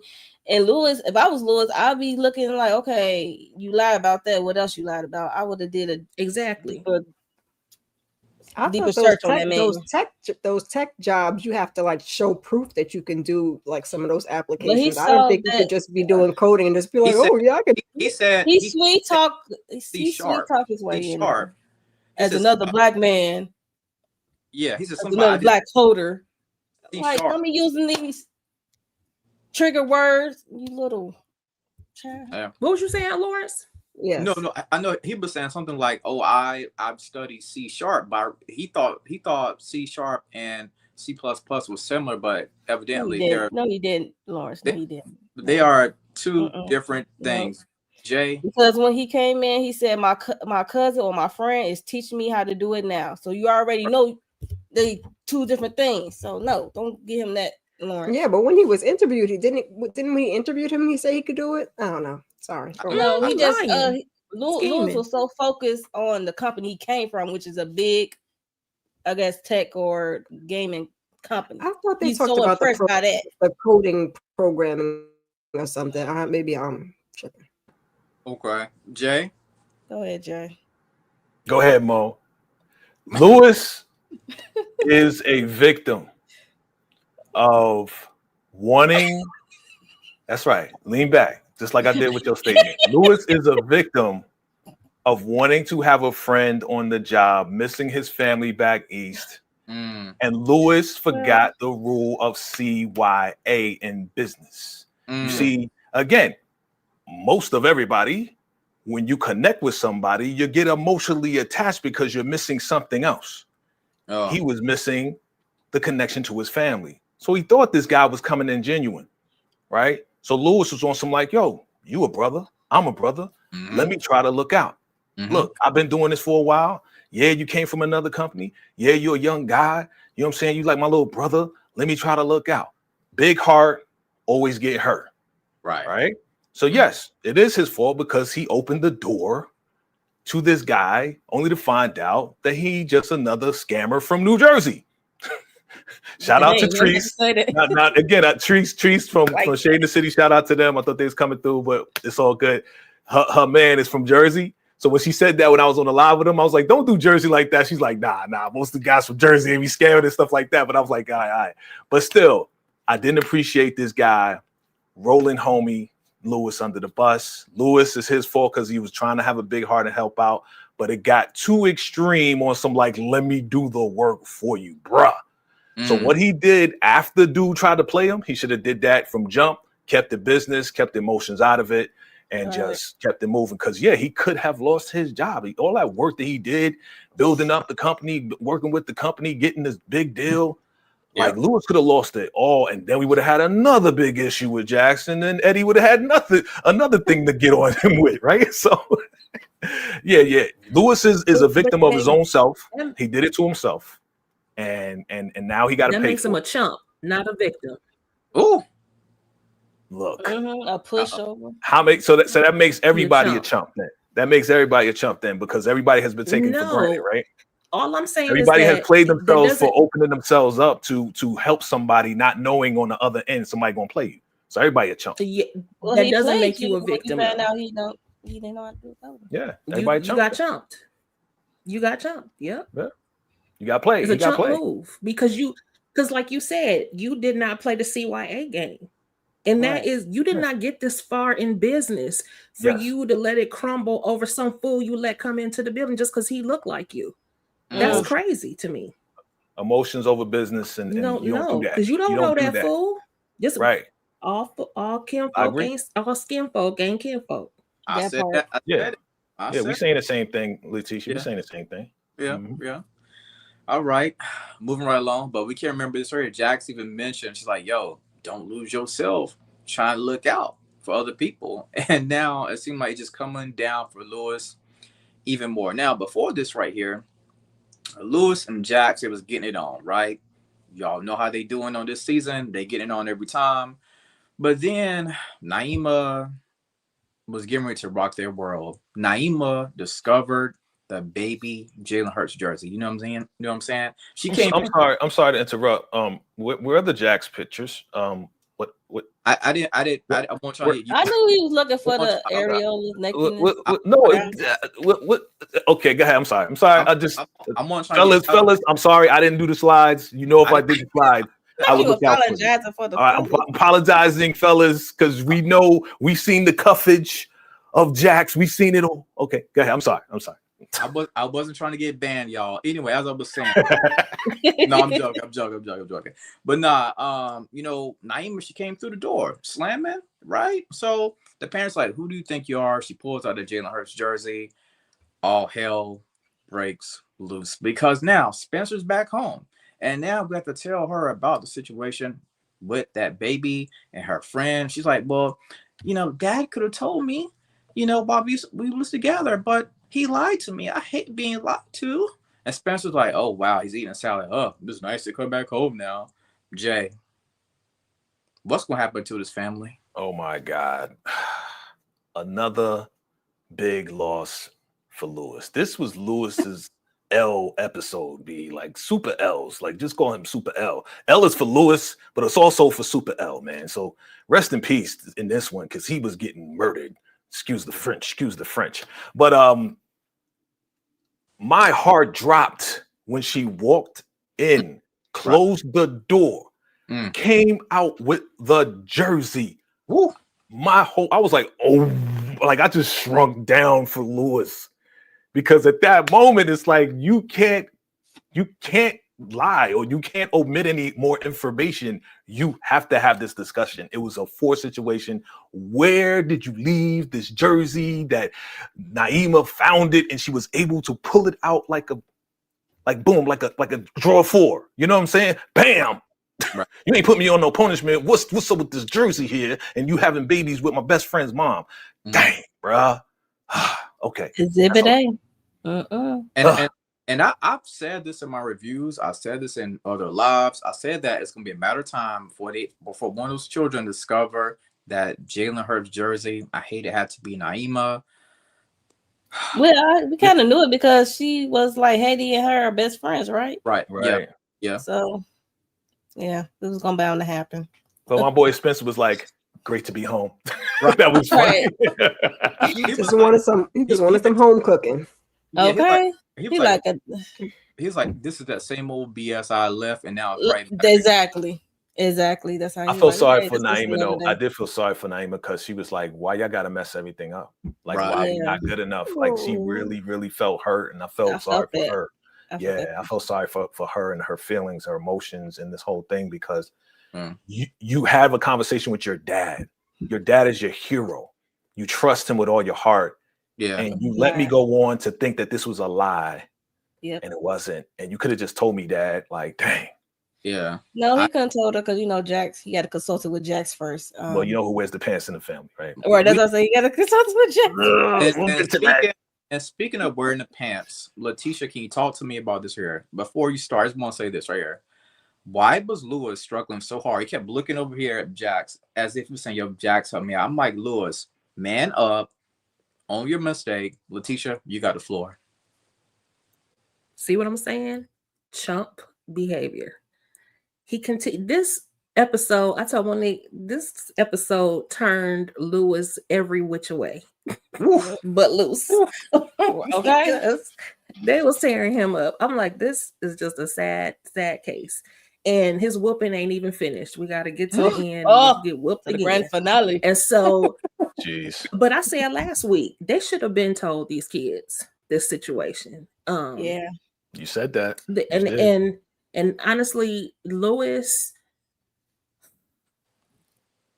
this consultant, I get it that he wanted to consult with his wife and everything, but when that girl was sitting down with him, he should have just been like, okay, listen, let's talk tonight. We're going to bring the whole family together, and I need to sit down and tell you and Spencer some things, whatever, blah, blah, blah. Because she was rooting for him. I mean, she was sticking up and she lost a friend behind it, you know, sticking up for her daddy. And now you got her out here. I felt bad for her too. Like, why you always messing stuff up? It's like these kids don't ask for your drama. They just want to be kids. That's all. Here y'all are messing them up. Hear stuff in the street about their parents. Yeah. Right. Out here being embarrassing as hell. I mean, just I felt for the kids. I know Spencer was like, I'm glad I'm gone. Exactly. Miss Kira, did you share your thoughts, Miss Kira? Oh boy. I knew it was a big mistake when she brought it up to her dad and he just was like, and didn't say nothing. I know he was waiting to talk to Jax, but I don't think they should have waited the week or two till Spencer came home. We just would have had to have two separate conversations. Instead, she's slamming doors. Dave's about to break that door down. And then she come out and slam that baby jersey down like the big Joker. And here we are sitting at the table. But Lewis, you know, you and Jax already know you have to address it. So why is Jax saying most of the stuff at the table? Say what you need to say. This is your situation. Say what you need to say. Lay it all out there for your kids, and then you and Jax will have to just argue about it later because you did it. Here we are. Poor Lewis. Poor Lewis. Well, Toni, my eye. Toni couldn't hide it, her pregnancy from her child. And she was like, my friend's mom's pregnant one day, and then she wasn't. Like, what was I lying to? And nobody said anything. Yeah. Right. Yeah. Man. All right. Sorry, Claire. Let's keep it rolling. I'm sorry, Naima. I'm so heartbroken for you, Naima. It's sad situation. Okay, Ozzy. Wow. So our best card on the table currently, Jax and Ozzy, they're having this conversation. She says, listen, I think the best card for you would be for you to talk about your abuse. And of course, he's shocked. I get it. He's concerned. He can't believe that, you know, she wants the entire world to know about the abuse that was going on with him, right? And it's a tough conversation. Like this entire scene for me, you know, hearing Ozzy getting ready to break down, and so emotional about this right here that he didn't necessarily want the world to know about secret, but this is the best card for him. Letitia, what do we think about this right here? Because he mentioned, who has power over me? Do you have power over me? Letitia, talk to me. I think that she's right. I know it can be scary and unnerving to have to, you know, put all your stuff, your business out there like that, but he is facing a murder charge. So it's best. Follow what your lawyer is saying. Mo? Same question. Yeah. What are your thoughts about this situation right here? About him basically getting ready to tell the world, let the world know about the abuse. I mean, I know it's scary. It's like everybody gonna come at you with all these different. It's the media. You know how media like to run and spin things and add a little sauce on it. And it's one thing to realize that you were abused by way of the therapy session he had with Autumn last episode. And then it's another to relive it as you telling and recounter like what you went through. So, and now everybody's gonna look at you probably kind of different in a good way or the bad way. So you never know which way it's gonna go. But if this is truth, it's okay. Hey, you might help the next child after who is going through the same thing. Okay, like for real, because it's still happening, unfortunately. Right. Even in 2025, Jay. Yeah, I appreciate Jax, not only from a lawyer perspective, but just trying to relate to him and connect with him and just really empower him to let him know by telling your truth, you're taking your power back. This no longer needs to haunt you. You no longer need to hold it and hide it from the public. You know, like take control of it, take a hold of it. You know what I'm saying? This happened to you. It wasn't your fault. But this is the only way we're going to get out of this. We have to get the sympathy card on the table so people see that you are really the victim and you're not the guy that's doing all the stuff that people think in the public eye. So we have to go here. I know you don't want to go here. I know it's uncomfortable. You know, when she related to him, when I took back my power, he never had power again. I appreciate her. I appreciate her in this very, very moment because a lot of people who go through that need somebody to talk to them and help them through the trauma, help them through what has happened to them in the past. And not a lot of people have that. Not a lot of people have that access to somebody who understands and can relate and can give you a way to take your power back. Miss Kira? Yeah, I was glad Jax was also able to relate to him and get him to open up and be able to agree to actually go through with it. So I'm glad he did agree, and hopefully he can, get some therapy moving forward, because that's a heavy load to carry, especially when we get a little bit further on in the episode. Right. All right. And as we get farther on in this episode, we are getting ready to go into court, right? Now, this is basically the pre-introduction, the way I like to call it, for court. We know when it comes to reasonable doubt, we basically will have an entire episode, for the most part, it's going to be dedicated literally to the court if they keep it up the way they've done it in years past, but maybe they'll change it. All right, so now we are in court, right? And the opposite attorney who Jax is going against, we noticed that he is basically, it seemed like he was singling out black men, right? Asked him a couple of questions here and there. But at the same time, Jax had her defense, right? She was asking some of the women about, this case and some of the shows they have watched before. Miss Kira, about the situation right here when it comes to court, is it smart, you think, for the opposite lawyer to try to single out black men? How do you think this court is going to play out? Keep in mind, this is the pre-notion, not necessarily the full episode yet. I don't know if it was the greatest idea, especially when, like, Tommy said, like, oh, that would have worked for him. And Jax is like, nah, she's just trying to get rid of all the black guys. So I'm like, I don't know if that was the best, course of action, but if you like it, I love it. It's going to work, somewhat in Jax's favor if that's how he continues to work. So it's always cool watching the little process they show us. Nice. Jay? Oh yeah, chestnut checkers. We already kind of established that we were going to get this sympathetic women mom way to lean towards Ozzy's, addiction and abuse, right? So we already had it in mind. So if we lose a couple of brothers because the DA wants to do that and that's his strategy, guess what? We got something in the pocket. We got our women. We got, our mothers, and our mothers with the big heart who understand and sympathize with a son, because they're going to see him as a son, see him as a child. Right? You know how your mamas do. Y'all will fight. Y'all will lift cars and throw cars across the street for your kids. So once that's tapped in, we can win this. Possibly. We could possibly win this. Keyword possibly. Letitia. I really don't have anything to add. Jax has her game plan, and it's on.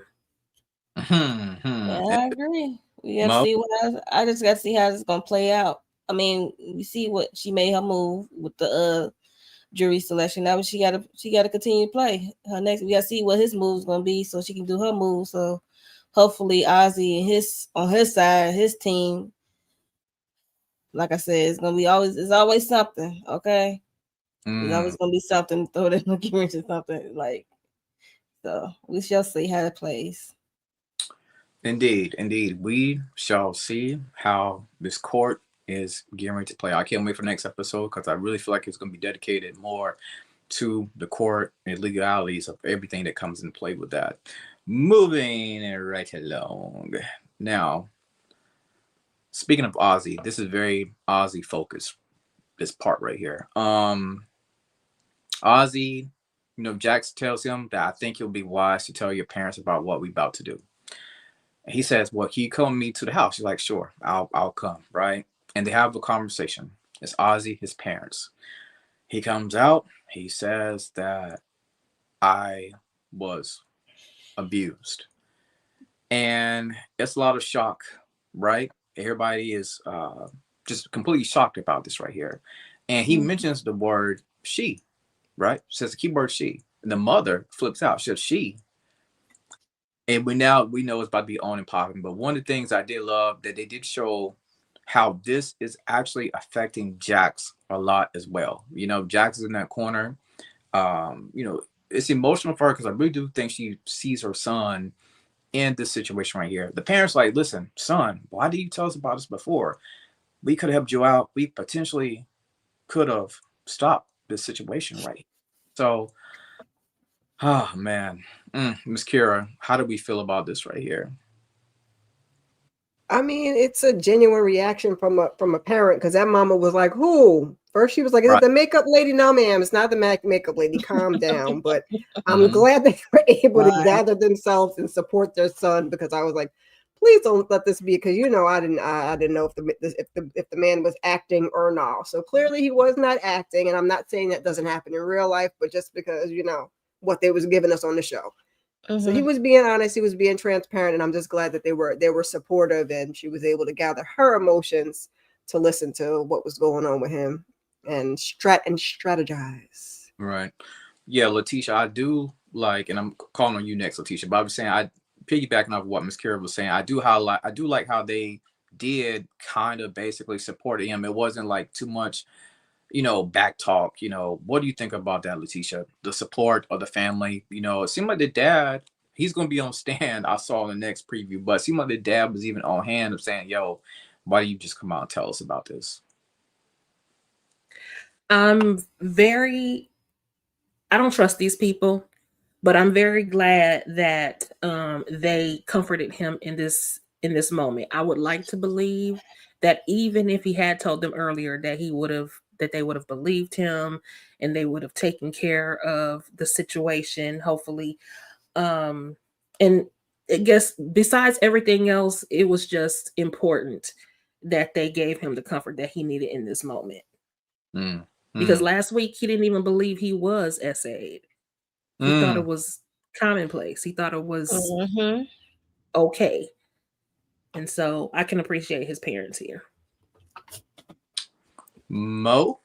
Dang, I agree with everybody else. I'm glad they showed their love for him. They automatically,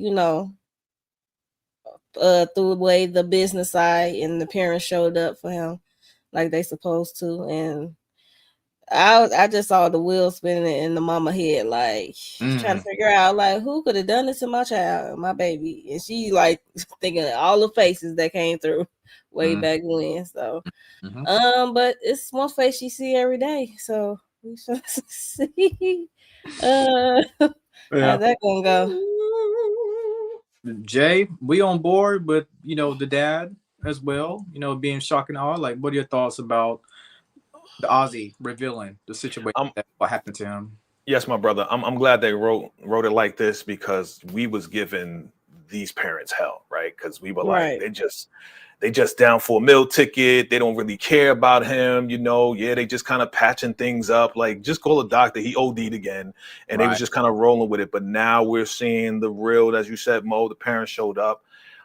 So I love this moment. But one thing definitely, I don't know if you mentioned it already, ladies and Lewis, is that the performance number one was outstanding. You felt the emotion through the screen. That's number one. Number two, it really affected Jax, because I don't think Jax ever had that moment with both parents being there when she really needed them. And I think that's why she teared up a little bit and had to turn away. Right. Because she was like, man, this is wonderful. It's touching, but man, I've never felt that. The same way, what was it, last season when they was going to therapy, and how she said, I never knew what unconditional love was. Right. This is the unconditional love that she was speaking of with the therapist from the parent side that she never felt, because she never had both parents in a life like this. You know what I'm saying? From Eddie to mama, it was never like this at all. So I thought it was an amazing performance. Yeah, I mean, I thought he acted his tail off, with the scene. He was looking right in the camera. He said, I was sexually assaulted, and the mother, she did a great job. They killed this scene right here. One of the best scenes I've seen thus far with the season of Reasonable Doubt. And in our next slide, we get a chance to talk about girls' time, right? I was so happy to see the OG crew coming back together. I was so happy to see that. Now we know that the girls are back. You know, we ordering steaks, we drinking shots. Autumn has some big breaking news. She is officially pregnant. The ladies go crazy. Everybody's on cloud nine. We're happy for her. And like Mo said, I was watching Mo's review last night. She said a lot of times we forget this character, Autumn. Sometimes we end up forgetting her. You know what I'm saying? And she's right, because I almost forgot her myself. Shout out to Mo. Make sure I check out her review from last night. Anyway, yeah, she is pregnant. We are happy for her. We're on cloud nine. Now, it's revealed that you know, as she's pregnant, she has to go to the bathroom. Cool, go to the bathroom. You know, women, they have to use the bathroom a lot. Now we got Sally. That's one of my favorite parts. We got Sally and Jax here. She said Sally reveals that, you know, I'm still smashing Chris. You know, angry wood. We're gonna keep it like that. Angry wood is some of the best wood I ever had. Basically, what she's saying, right? And Jax is like, oh snap! But how do you know he's not smashing somebody else? 'Cause ain't y'all kind of like separated? And then that's when old girl comes back and say, you know what? You always been on a high horse. You always been kind of jealous. Jax comes back at her and says, well, you know, you always kind of been a hoe since high school. Stop the presses, stop the presses, stop the fight. The ladies come back to the table like, yo, what were y'all discussing? Oh, just gonna be the godmother. Mo, I know you ready. I'm waiting on you, Mo. Oh yes, it was. I enjoyed the back and forth between Sally Mae over there and that Bob and Jax. Yeah, I enjoyed the back and forth, but yeah, congratulations to Autumn. Like I said in my review, like we forget her name. I'm like, she's so forgettable last season, and then we forgot with her partner. Her partner was trying to get pregnant, so I'm glad they brought that back around, because we can't forget that. Because like I said, she's a forgettable character last season. But congratulations to Autumn. But yeah, I enjoy Sally, like, because Jack's looking at her like, girl, y'all going through a divorce and y'all still smashing.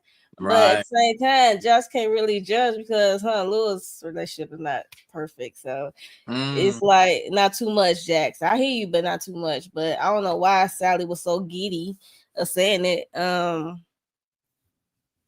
she's still smashing her husband while they going through this divorce, which is wild. And I'm glad they still going through a divorce, because we know what Sally did. She was not my biggest fan last season, because we know what she did. Oh. Jay. Setting up the house. Oh, my bad. Oh. Go ahead, Jay. Oh, go ahead, Jay. Tell Jax come off that high horse, Jay. I'm waiting on you. Jax is right. No, she's not right. She's not. I was just gonna go against the grain, I know.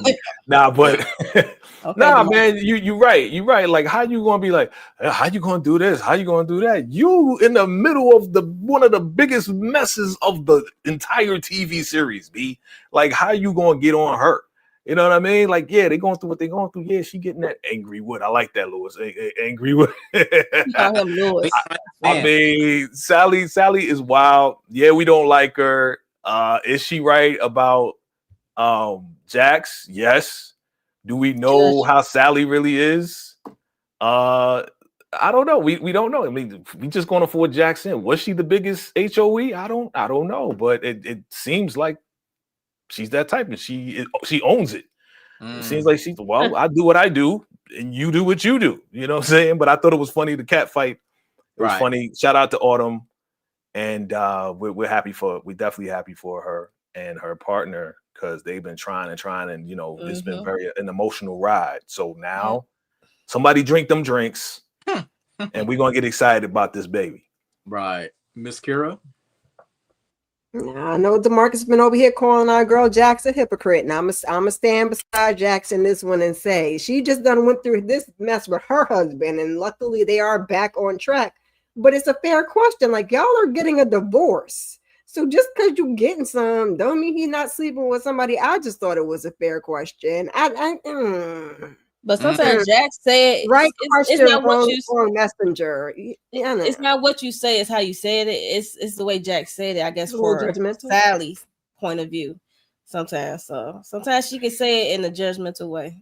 Yeah, that's why I said Jax not be on a high horse, yo. That's why I said not too much, Jax. I hear you, but not too much. But I'm saying, would you rather her say it however she said it, or just be like, okay, I'm gonna keep it cute. I'm not gonna say nothing. And then when done, 2 episodes later, she'd be like, my husband was sleeping with. Girl, I was gonna say something, but y'all like to say I be judgmental, and so I just kept it to myself. So sometimes you gotta be like just that being with devil's characters. advocate. It's always that one person in your life that keep coming with you with the drama. You be like, They always got to point out the obvious, right? And they always got to, yeah, he could be sleeping with somebody else. See, All right, Jack. Now it's time to just give her a high five and say, "Girl, get that wood," and just leave it at that. That's supportive. That's a supportive friend. That's a supportive friend right there. I mean, that's the friend that I would have been, but I'm just saying, it was a legitimate question. Like, go ahead, I agree. I think it was legitimate. I think that she was just looking out. And yes, I believe that Jax can be judgmental, but they've been friends obviously since they were kids. And my question is, what is the real beef between her and Sally? Because it's certainly, that conversation was deeply rooted in something very negative. And so it got real nasty. And I agree. And she also knows Sally, just like Sally knows Jax. All she was saying was, girl, just cover yourself. You know what I'm saying? Protect yourself, because he could be sleeping with somebody else. That's all I think Jax was saying, trying to look out for her. I don't think, again, she can be judgmental, but I think she really was looking out for her friend. Plus, again, they didn't just meet her yesterday. They knew, Sally knew when she shared that information with Jax that Jax was going to say something like this. So what the hell are you talking about? Giddy. Like, this has been your friend since 1,000 years. So, oh well. Letitia, And because look how they played it. Okay. I'm just saying, look how they played it though. As soon as somebody asked, what y'all talking about? Oh, the game, and they fell right into line, because that's exactly the kind of shit that they do all the time. So, Letitia, rolling with your point, Letitia, about something happened. I think because they've known each other so long, Sally probably slept with one of Jack's old boyfriends, and that's why she's like, "Yo, we been a hoe." I can believe it. It better I can believe it in high school. Yeah, because she did call it. She called her a 304. So, yep. It is deeply rooted somewhere. And they talked about that in the flashback before. I remember that little part, because I was like, why are they giving this to us? But okay, it is deeply rooted. I hope we will see some more of this girls group. Man, I missed the OGs, y'all. I really missed them. Moving right along, Jax, start being so. Jax, please start judging people. Moving right along. Let's talk. Guess who's coming to dinner? Guess who's coming to dinner? Oh, Lord of mercy. Now, these two, Mama Lou and Eddie, been gossiping, been talking, and probably still smashing here and there. But let's talk about it, y'all. Now, word on the street, listen, we do not want Eddie to meet the kids quite yet, according to Jax and Lewis, right? That's what they told Mama Lou. Eddie popped up. Oh, well, yeah, you kind of told me you was watching the kids, so I just want to come over and see my grandkids. Oh, my God. Talk about boundaries. Like, he ain't trying to hear none of that right there. Spencer comes up like, oh, you grandpa? Oh, you the one who walked out on my mom. And Eddie explains, I'm trying to get my life back. I was a crackhead. Again, Mama Lou's like, yo, why are you here? We told you not to do this right here. Why are you here? And then he sees him over doing a little TikTok. Oh, can I join y'all? And then he pulls out some dollars, $20. Mo, why is he invading the privacy mode? Why? I don't like his approach at all. And he heard what Jack said when they had I guess dinner and stuff like that. It's like he bogarted, he manipulating his way through their door with Mama Lou, dumbass. I'm sorry, Mama Lou, she gonna get it too, because I'm all, like I said in my review, I'm all about boundaries. I'm like, if I will cut you off, you won't hear from me. You would think I went into witness protection or something. You will not hear from me no longer. Okay. Like, I have the boundary for a reason. And you want to play a game and manipulate your way into seeing my kids without my knowledge, and you coming over there, you knowing I'm not there. So you already had a game plan in your head how you was gonna approach these kids. Right. And then I'm gonna tap on my kids a little bit. I know you hurt, but don't be sharing every boo boo. You just met this man. Fuck. Ooh, piss me off. Letitia? Look, got me cursing. I know. Letitia? Listen, the way my blood pressure was rising on this scene, I was so angry. How dare you come by? This is the second time you came by unannounced. And then he even said, talking about some, oh, well, you said you was going to be watching the kids. That was not an open invitation for your ass. I don't know what you thought this was. I cannot, I would be livid behind this. Now, in all fairness, at the end, you know, the kids started acting better afterwards. And so I guess it proved to be okay, but it was not okay. You crossing boundaries, and then he walk up in there, he don't even know them, talking about some y'all don't speak, y'all can't speak, or something. Like, who is you? Ooh. We don't even know your name, sir. What is you even talking about? And the grandmother, these are the most trash grandparents ever. Period. They're both trash grandparents. I don't care what anybody says. You don't have the right to overthrow what a parent says because you're the grandparent, and an inactive grandparent at that. You know what I'm saying? It'd be totally different if you knew what you would. It would be different if your parents was the trash ones and your grandparents have to step in to do what's right because your parents didn't do right. No, your parents have a valid reason why they don't want you around like that. They wanted to be able to introduce you. He just can't trust her daddy yet.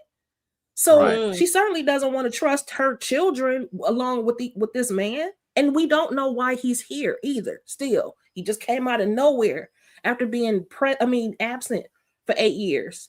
We don't even know you. We don't know where you've been. We don't know what you got. We don't know what you don't got. We don't know somebody chasing you. We don't know if you're hiding. We don't know nothing about you. And here you are at my house again. No. I would have to cuss them out. Miss Kira? Raggedy ain't-ish Mama Lou. I'm so tired. Pauletta was looking good, but I'm so tired of Mama Lou. And then you let that raggedy daddy boundary crossing behind over there. And what do you want with my kids? Don't try to get no kidneys or livers from my kids either, because I don't know why you're here. I don't trust you. And why your kids talk so much. Because my kids would have been like, not telling all the family business to this man. And I thought Spencer was going to stand on business like, oh, you the one that left my mama? Right. But no, it's $20 in a TikTok $20. And now we spilling all the business. And he wasn't even the one that was mad. Naima was the one that was mad. Maybe Naima is the one that told it all though, because that Naima. But come on now, my kids know a little bit better than that. But them parents are, like Letitia said, them parents are awful. No boundaries, no nothing. And I don't know what that daddy is there for. And be back in my house, and that's why that mom needed to keep her mouth closed, because you didn't even need to know I was over here watching these kids. And then when Jax came in, it was like she ain't even say nothing. Like she was about to say something, and she was like, "Girl, I'm gonna head out." Well, apparently, when you do TikToks and you get money, it can change a few hearts. Jay? Mama Lou is not Big Mama. If Medea was Mama Lou, this would not happen. Okay, get your ass out of here. No, you can't be here. Your grandma's supposed to protect their grandbabies. Now, because she lonely and her boyfriend went away, and she been having conversations with Eddie. Eddie has been manipulating her mind, right? Yeah, I want to get back in. I want to get back in. You know what I'm saying? Yeah, I'm clean now, baby. I'm clean now. This guy's a pimp. Okay, and he pimping his whole daggone family. I said it in the chat. I'm saying it live. And you don't do that. Letitia, you said it. You don't force your way.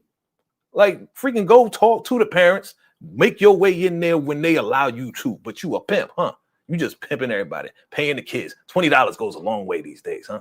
Yep. And they ain't teach the kids not to freaking fall for this, okay? Obviously, these are suburban kids. They don't know about the street. They ain't street. They should have known better. But like this guy right here, I don't know him. Yeah, he my grandpa. Come on, man. They don't know no better. They don't know no better. They're like, oh, all right. They're definitely suburban kids without a doubt. Yeah.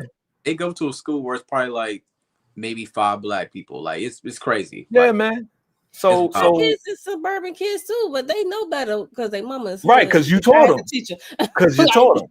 Because you taught them. You taught them. You know what I'm saying? Jacks, they busy worrying about who having sex with what, and they sleeping How around you the house telling while the my kids are business? around. When can I get it in? Give me the rose, Jackie. Don't talk, Lewis, just come over here. You know what I'm saying? They about themselves. They ain't teaching these kids nothing.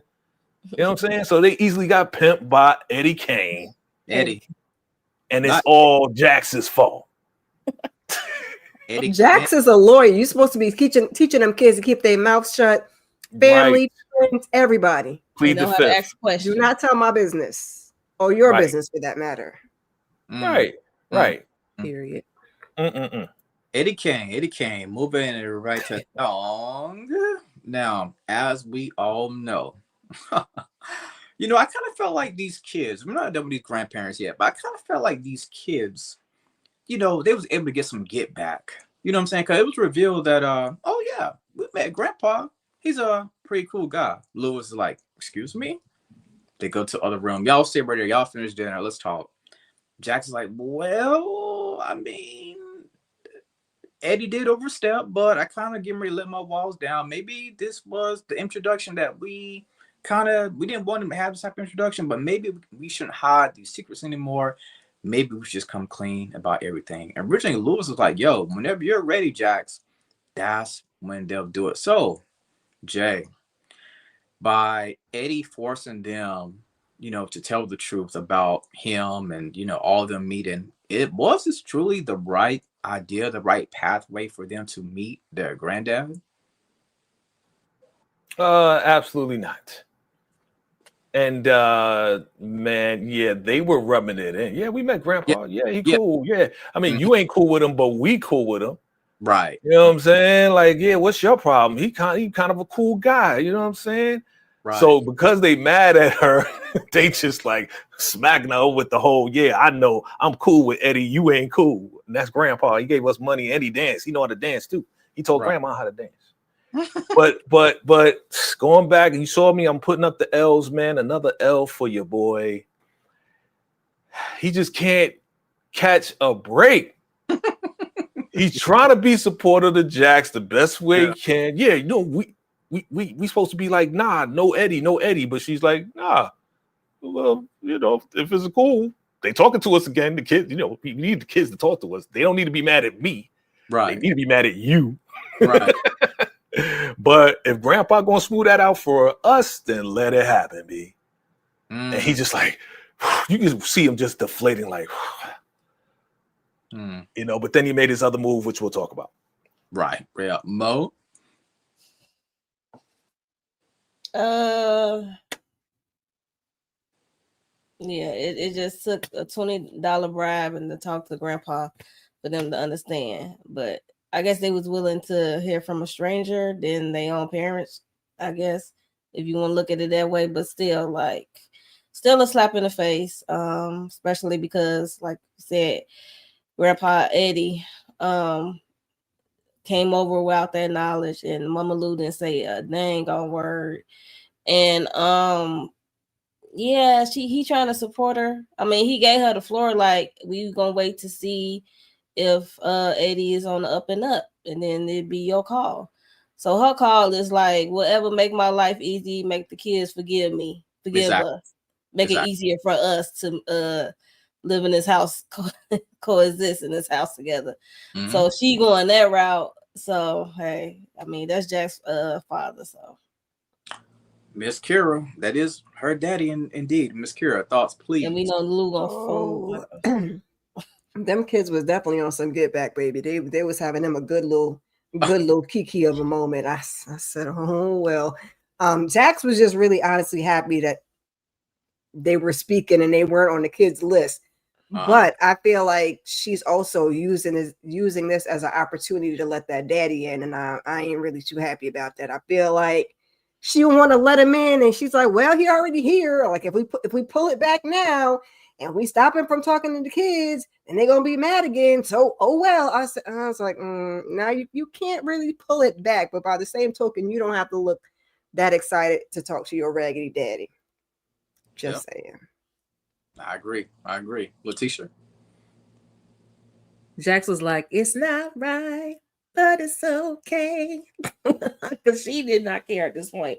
But I was tickled by the kids because I was like, they acted like they got a whooping or something. Because I was like, they were on their best behavior. You know, it was funny to me. It was interesting. They was helpful. Right. Helping to cook, put the stuff away, That's why Jax asking if kinda they turned could the other help with something else. I was like, oh, okay, well, maybe Grandpa Eddie straightened them out. I don't know. Yeah. But I don't like it still. It wasn't cool. No.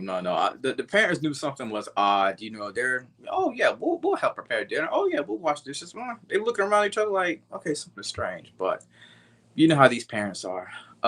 Moving. Oh, okay. Gotcha. Okay. All right. Cool. All right. Moving right along. Hopefully we are done with Grandpa, but not just quite yet. Yo, Beyonce, Jay-Z, are we crazy in love? Now, I got a feeling my spider sense is telling me that Daniel was trying to play the game, but I don't know how it's going to work out. So we know we have Daniel and his sister here. They're watching TikToks, they're watching videos. She's asking about Byron. You know what I mean? Like, did you find any more intel about Byron, right? And not to mention, she also states that Ozzy, keywords, he used to write in a journal. That journal is going to be big later on, right? And of course, Ozzy come downstairs like, but y'all over here smooching. I don't need no babysitter dog. You can get the step and play, boy. So, Miss Kira, what side is Daniel actually going to be on? Is he really still trying to play this game, or do you think he's going to fall victim of being in love? I think Daniel's on the right side of the fence, and I think Daniel thinks he's playing the game, but I think that girl is running game on him, and Daniel does not have the capacity to handle what that girl is about to put on him. What, I don't know, but I hope it doesn't mess up the case. But Daniel, you ain't got it, homeboy. And you have to take every single notebook, Daniel. Jesus, take one. Come back, take some pictures. The whole thing. Anyway, he don't. He's on Jax's side, but he's not prepared. He's ill prepared. Jay, what about you? What about him, Jay? What about him? If it is in love, because it's not Okay. love at all. Right. I said this before, you know, and I asked y'all, you know, do you think she really likes him? You know, because Daniel's in love.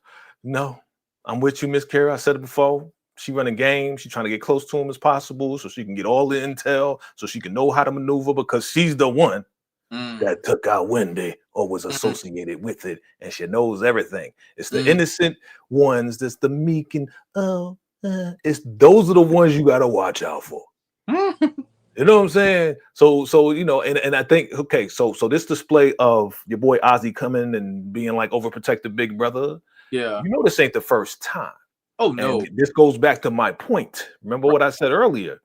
She wants to live her own life and be, you know, have a boyfriend, do this, do that. She can't live a normal life when your big brother is a superstar and you're living in his shadow and you got to take care of him. You know what I'm saying? So that's why I'm like, yo, she's trying to just mess him up so she can just be free. So yeah, Daniel, Mr. Hey citizen, bro, you're getting played, bro. Oh man, Letitia, Big brother said she get bored easily too, though. Let's not forget that. Yeah, always looking for a new prey. He does not have his spidey senses up, and he's headed for the heartbreak hotel. He's at the heartbreak. Okay, because he's not ready at all, and she is in disguise. So, and I think she uses this as a disguise because she's unassuming. Right. People don't think much of her. They just think, oh, she's just a little nerdy girl. When in all fairness, she's probably the mastermind behind a lot of things. And to be honest with you, when we find out, I was scared that her name was going to be in the hat for who essayed Ozzy. I was like, oh, jeez, please, Lord, please. And so, yeah. Is she big sister or little sister? All right, that's what come flashing my purse. Like what? I think she. Well, I mean, I know, but I don't recall at the beginning that we knew that person was older until later, right? So at first I was just thinking like, who else could it be? I knew it was a she, and I was like, Lord, please don't let it be her. Like, but yeah, that was just my TV mind thinking. Like, oh Lord, please, these twists and turns. Yeah. Please don't let it be that though. I agree with everybody up here. I agree with everybody. Like, Daniel, please. When Kara said game, I'm like, did he even know he in the game? Only do he had a piece on the board because it seemed like Daniel was really spending with this girl and she just playing into it, cozying up. So I hope he don't, say too much for as the case goes and Jax is concerned. Because loose lips sink ships. Right. Yeah, we know that he's writing in this journal. This journal is going to mention a couple of names and give us a couple of details as we move on about what's going to be the fate when it comes to Ozzy. Of course, we know that he ended up calling old girl, the sister, like, yo, I left my one of my books at your house, and she gives him the key. Well, he gets the key. He goes in, discovers the journal, and then that's when we find out in our next slide about. Oh, my bad. I'm thinking about the ending. My bad. Oh, let me.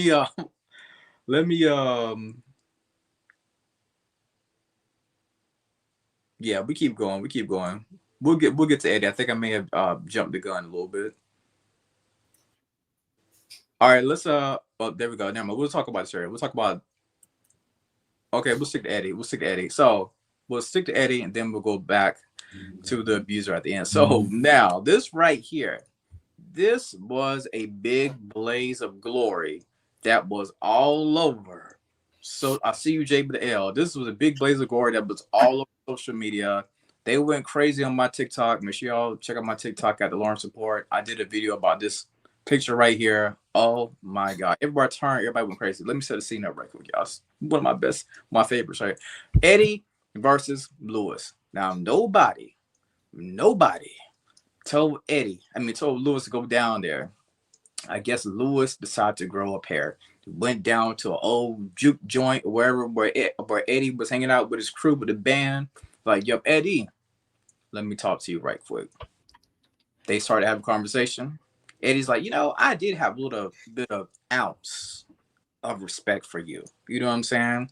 And that's when Eddie goes all the way in. He says, listen, your name is not even on the house. You can't even file the taxes in your name. Lewis is like, listen, you've been pillow talking in my house. Again, it's not your house, brother. It's Jax's house. As a matter of fact, scramble. Go ahead and go prepare dinner. And when he said that right there, I felt like what he was saying, Lewis, you are a housewife. And the only reason I'm saying that, because a lot of times, who prepares dinner first? Lewis. Sometimes they tag team on dinner, but it's typically Lewis preparing the dinner. Why did Eddie read this man for filth this hard? Jay, I got to go to you first, brother. Why? Bro. Hey, why? Okay, so let's start from the beginning. The reason why your boy got the vibrato, got the bolas, got the gonads to go down there is because he put light-skinned, dude from Jersey, the cold dude, into his place. So he was like, yeah, I'm the big man now. He gonna do his job. He ain't gonna try to play me and get me fired. Let me go talk to Eddie. Dum. Bro, okay, look. In all fairness, Lewis had no idea that Eddie had all this ammunition by paying the kids $20, finding out. How did he know that Lewis's name is not on the deed? How does he know all this stuff, yo? Because the kids put them on everything. And Mama Lou, tag team. And all of that, bro. But see, again, they did it innocently, not knowing that this was ammunition for Eddie, man. Right. Oh my God, it was just blow after blow after bam. I was like, bro, that food ain't gonna cook itself. Oh my God, who's writing this? Go play your little video games. Yeah, I was just about to say that, Mo. Go play your little video games, boy. Get out my face.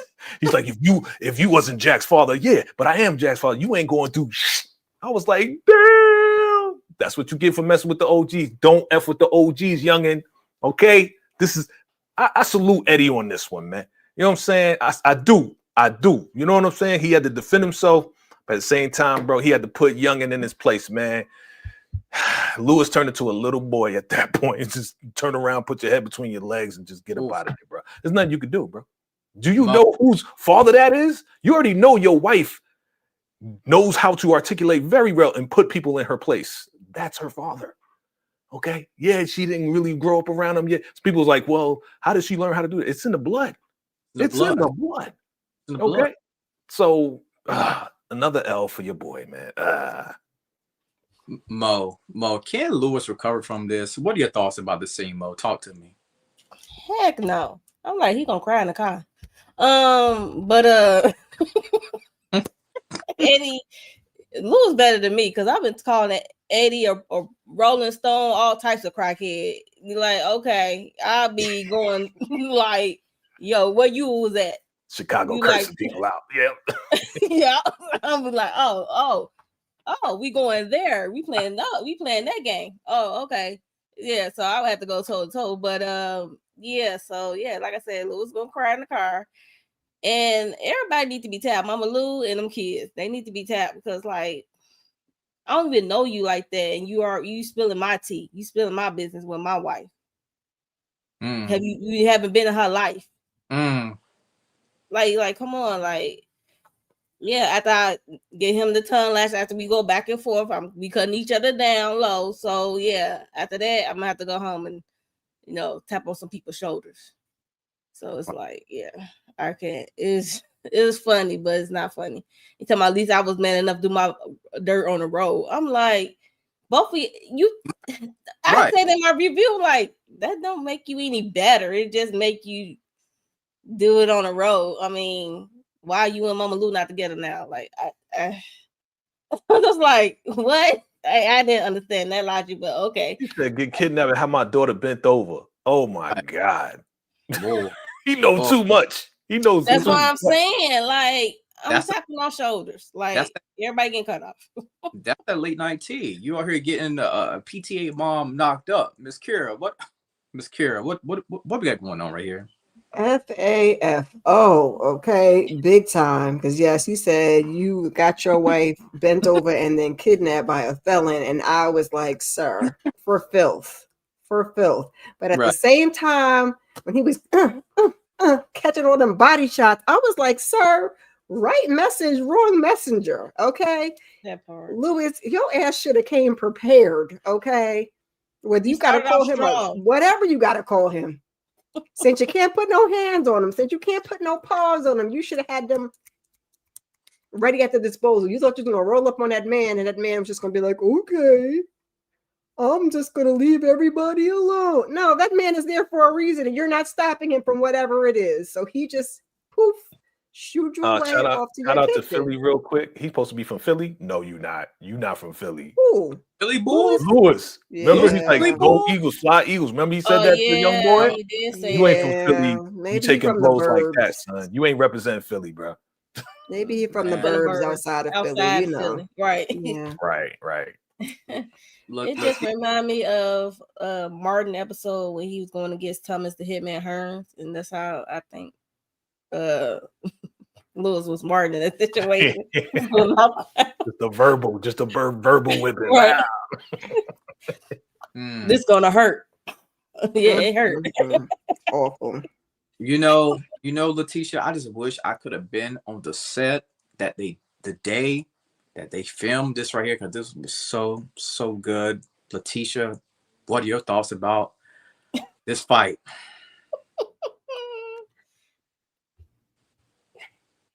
Go ahead, take your time, sister. Go ahead and say it's Lewis's fault. You shouldn't have. If you didn't have, you went down there to crack faces, but you got your face cracked. That part. You shouldn't have went down there ill prepared. If you gonna embarrass somebody, embarrass their ass, because ain't no way you got dogged out like that. The disrespect. Now, Lewis didn't have no business taking his tail down there, but I was looking at Eddie like, the nerve of this. You got some damn nerve. Bringing up any of that. Like you supposed to be better than Lewis. Sir, again, you have disappeared for 8 years. We don't know you. We don't know where you came from. And even when she was a kid, you wasn't there like you were supposed to be. You let your addiction rule your whole life. You didn't take care of your family. We in this mess. Lewis wouldn't have had to come down here and try to dog you, which he didn't do, unfortunately. But he wouldn't even had to come down here if you had done right. He really was. I think his intent, Lewis's intent was to stick up for his wife. Is to, what I'm saying, and not to have him stop hurting his wife. The nerve of him saying any of those things. And I'm with you, Monique. Everybody at home. Everybody. I'm tapping all you. Because why is you talking to him? No, you telling too much of my business. How dare you think you can use that as ammunition towards a family that you didn't help take care of? That part. I'm about to cuss again. Absolutely not. Letitia, was that a low-key defense of Lewis? Yes, it is a defense of Lewis, because when you right, you right. You know what I'm saying? Just because I'm disappointed in him for what he did with Toni doesn't mean that he doesn't have the right to stick up for his family. And finally, like I said, this whole episode, he just was, like you said, taking L's and everything. The times he should have been silent, he being all rah-rah, and the other times when he should have spoke up, he was, mute. And I just want Lewis to get it together. But let me tell you something. Eddie would never be welcome in my home after that. Period. That part. Not never. You can go meet the kids at the park. Okay. Like a dog. Mama Lou. The dog. Mama Lou is not. Look, Mama Lou is not invited either. You don't see them in public places. If you want to see your grandkids, they got a cell phone. You can meet them at a public place. Y'all go get coffee or smoothie or something. No, it just pissed me off. Absolutely, and I'll be roasting his tail. He be calling him all types of kind of crackheads and calling him ghost dad because you was never there. Like, boy. Period. How dare you? Roasting him, yo. I'm like, yo. Ain't been here. Got the nerve. That's the Chicago in me. Like, yo, you want to go there? Like, we can go. I think that's Midwest, period. Because I'm looking too, like, say something else. What? And again, I wouldn't have went ill prepared though. Okay. Because talk about the dozens, that's what we would have been playing out there in the alley. That's right. That's right. It's just crazy how Eddie just had so much ammunition, so much tea that was spilled from Mama Lou. And I kind of feel like Lewis kind of walked in blind. But like you said, Jay, he was basically all huff and puff, kind of like what you mentioned earlier. But boy, he got his wins. He got that win knocked out, didn't he? Wow. And let me pull up my Spotify Drake playlist as we move on. And I play Look What You've Done by Drake. This is our final scene. When they play that song right there, there's like, it's 06. I'm like, oh shoot, that's that Drake coming on. And then our final scene, we get Ozzy and his abuser. Look What You've Done. Man, turns out the abuser was Monica. I believe Monica was agent, if I'm not mistaken. I think that was her title. Ozzy says more than agent. Oh, we are more than that. Ozzy was like, listen, I've been trying to resist her since I was 13. Ozzy's like, listen, I miss Wendy. Monica's like, I ain't trying to hear it. I'm here now, baby. She supplies him with, some drugs. And oh my God, she comes around. She takes her clothes off, very seductive. And you could see, I think he wanted to show us how, how Ozzy mentioned before that, I kind of liked it. So I think he kind of, wanted to add that fantasy aspect of like, yo, this is what Ozzy was looking at. This is what he liked so much since he was 13. This is why he could not necessarily resist it. Monica says, Ozzy, come to bed. Oh my God. I got to start with you, Letitia. What are your thoughts about the abuser being revealed. It's Monica. It's in-house Letitia. What are your thoughts? I mean, I'd like to say I was surprised, but I'm kind of not. Now we know the answer to the question that I had a couple of weeks ago. This is precisely why he doesn't have a PR person. Because she can't have too many people in the mix. And because she needs to be able to control him. And in doing so, dealing with him since he was 13 years old, that's exactly what she's doing. And not to mention, I think she was probably waving that stuff for him as well and getting him addicted. And this is just, I mean, put her under the jail, child. I cannot. This is crazy.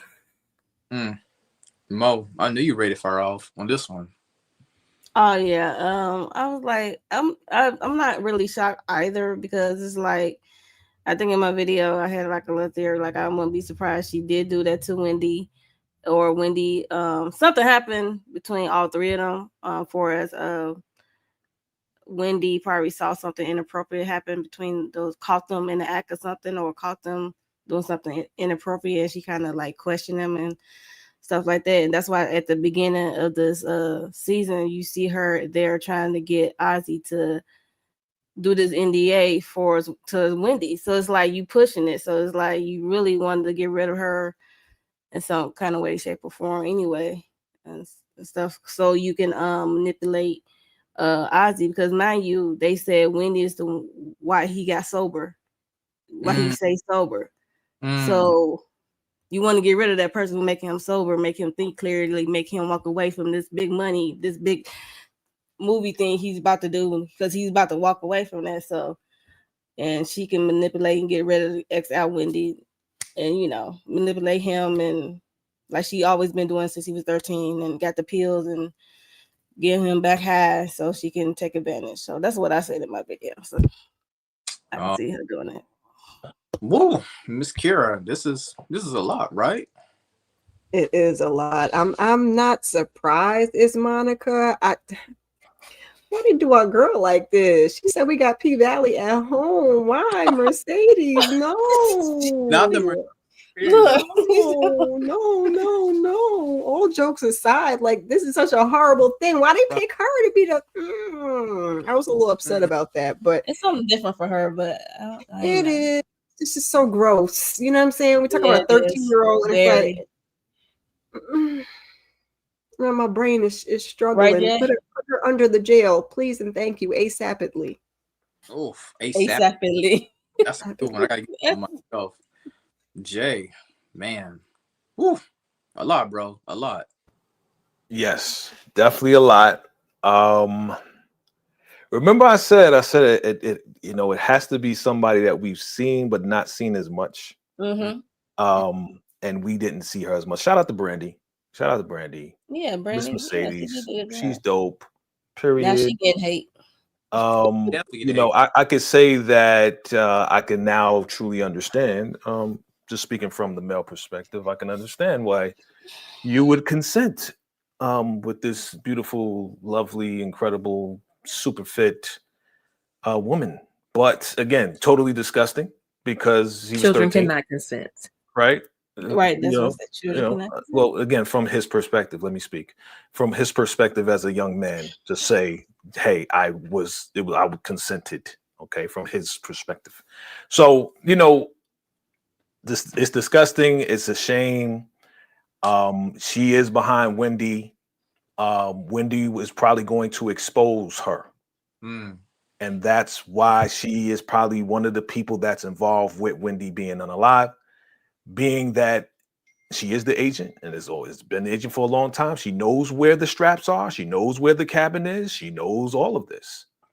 So she is the mastermind behind the unalivement of Wendy. Other people may be involved. We'll see who that is. What is Mama Ozzy going to do? Maybe she already knows. As you mentioned, one of you mentioned that she probably has an idea. Probably, what are you doing? Oh, nothing. I was just helping him with his collar. She was, you know what I'm saying? So, she was doing some stuff she shouldn't have been doing. Back to your point, Lewis. Yeah, she got him clean. Therefore, Ozzy's now away from Monica. Monica can't manipulate anymore. So Wendy said, get rid of all of them. We don't want to do this role. We need new management. We need new agents. If I'm the agent and I'm manipulating you, I'm going to get rid of the problem. Who's the problem? Wendy. Not you, because you're the star. You're the moneymaker. You're the cash cow. So I'm going to get rid of your girlfriend. Okay. So yeah, it was bad, but great job, Brandy, on playing this terrible role. Wow. Brandy, you wow. What it ended. Wow. Sweet. That concludes Reasonable Doubt, y'all. Episode 4, a banger episode. Lewis got punked the entire episode. That and we had a great battle of sexes up here. But the ladies and men, always fun, always love with the panel. We had Tristen come up here, aka Toni. She came through. Yes. Wow. Yes. Thank you, Tristen. Thank you, Lawrence. Great job. Appreciate y'all. Yes, thank you, Lawrence. Thank you, Lawrence. Again. Yeah, I reached out to her. I was like, yo, we gotta get Thank you. and we're gonna get somebody on the panel. She said she want to come through. Tristen, if you're still watching, again, we appreciate you so much for coming through. You are one of our favorite characters, aka Toni. So again, Tristen, we're grateful that you decided to come on the panel tonight. And to wrap this up right here, we're gonna go around the room. Everybody's gonna tell me what they got going on with the channel. Starting off with Miss Kira, Mo, Letitia, and Jay. Kira.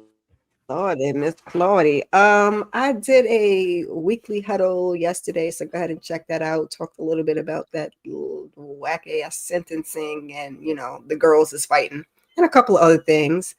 And I'll probably join these lovely people for Beauty in Black tomorrow. And then other than that, keep your notifications on because school is back in session. Okay, school is back in session. For me, I did my individual recap of this episode. I dropped that, what was that, yesterday evening? And tomorrow we got the 7 and 8 Beauty in Black panel discussion, hopefully with the guests. And what else? Sometime this week I got to go live. I got to talk about Beyond the Gates because this is crazy. This stuff is getting crazy and wild. I'm like, okay, it's been a minute for me talking about this, so now it's time for me to tap back in. I might do a live, last minute live. You never know, and I might just do a live, just chit chat about shows that I'm watching that I'm not actually, reviewing, because I am watching other stuff that I'm not doing a recap on. So just make you subscribe. Oh, Sister's back this week. What is it back this week? Yeah, I think it's back this week. Yeah, it's back this week, Wednesday. We had a little short break, but we back in class is back in session. So so we go live after the episode airs on Wednesday. Me, Tamika, and Candy Love. So yeah, if you into sisters, Tyler Perry sisters, yeah, come on, stop on by to the after show. Yes. Okay. Yes, do join us for episode 7 and 8 of Beauty in Black tomorrow evening at 8. I also will be dropping my personal video for 7 and 8 to finish up as well. After this live, I'll be dropping one of my shorts. So make sure if you are a fan of Beyond the Gates, make sure you tap in with my shorts because they are back this week. I have a video that's going to be dropping right after this. And then also, if you're a family business fan, it is back October the 23rd. Yes. And I'll be doing individual ones for that, as well as joining EJ, the TV Junkie, and crew, who will be doing lives for the family business season 6. And it looks like it's going to be a doozy. So make sure you check out. Oh, we just did the live. I forgot about that. We did an impromptu live for the trailer.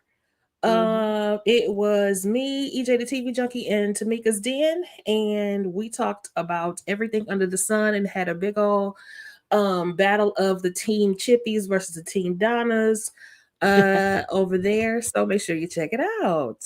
And don't forget to keep your notifications on. Don't forget to like, share, comment, and subscribe.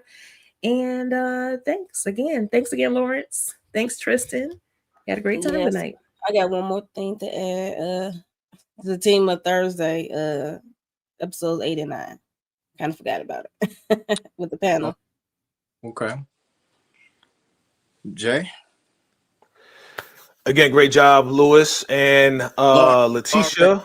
Our rents, LAWRENC. You keep calling him. I wonder when you was gonna pick it Yeah, up. I'm like, I even said it like you keep calling this man Lewis. I got I said it like you know now. LAWRENC, Lawrence. Go ahead, Jay. So Lewis, thank you, appreciate it, man. I knew And you were gonna do that again. Letitia, Okay, great job on that. You know what I'm saying? We appreciate you guys for doing a great tag team on that, Lawrence.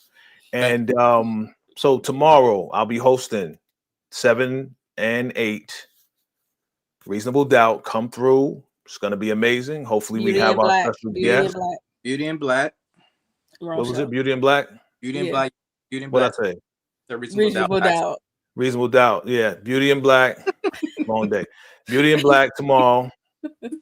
And yeah, it's gonna be fun. Check out my shorts, man. We got some AI stuff coming. We got some next level stuff coming. So check that out. It's been going crazy right now. And what else we got? Yeah, we got Family Business. I did a trailer breakdown of Family Business. So the first reaction to Family Business, the trailer is gonna be crazy. So check that out. We definitely gonna be doing some character breakdowns on that as well. We're gonna be getting ready for the Power Book 4 Force. So get ready for that. What else we doing? There's a lot going on. But thank you, Tristen Cunningham, again for coming through. We appreciate you. Had a lot of fun with you. She's definitely down to earth, so we appreciate you for just being real and your baby girl. Thank you for displaying your baby girl. That was very special and sweet. And I thank you guys for having me on the panel and rocking with your boy. All right. Yeah. Cool. Appreciate that. Thank you, Lewis.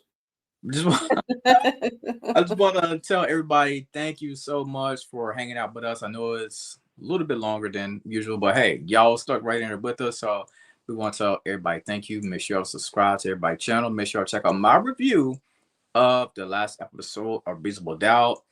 And don't be surprised if y'all keyword may, see some more faces from Reasonable Doubt. Keyword may. So again, make sure y'all subscribe to everybody's channel. We're so grateful that y'all decided to hang out, rock with us tonight. We'll catch y'all on the next one. We out.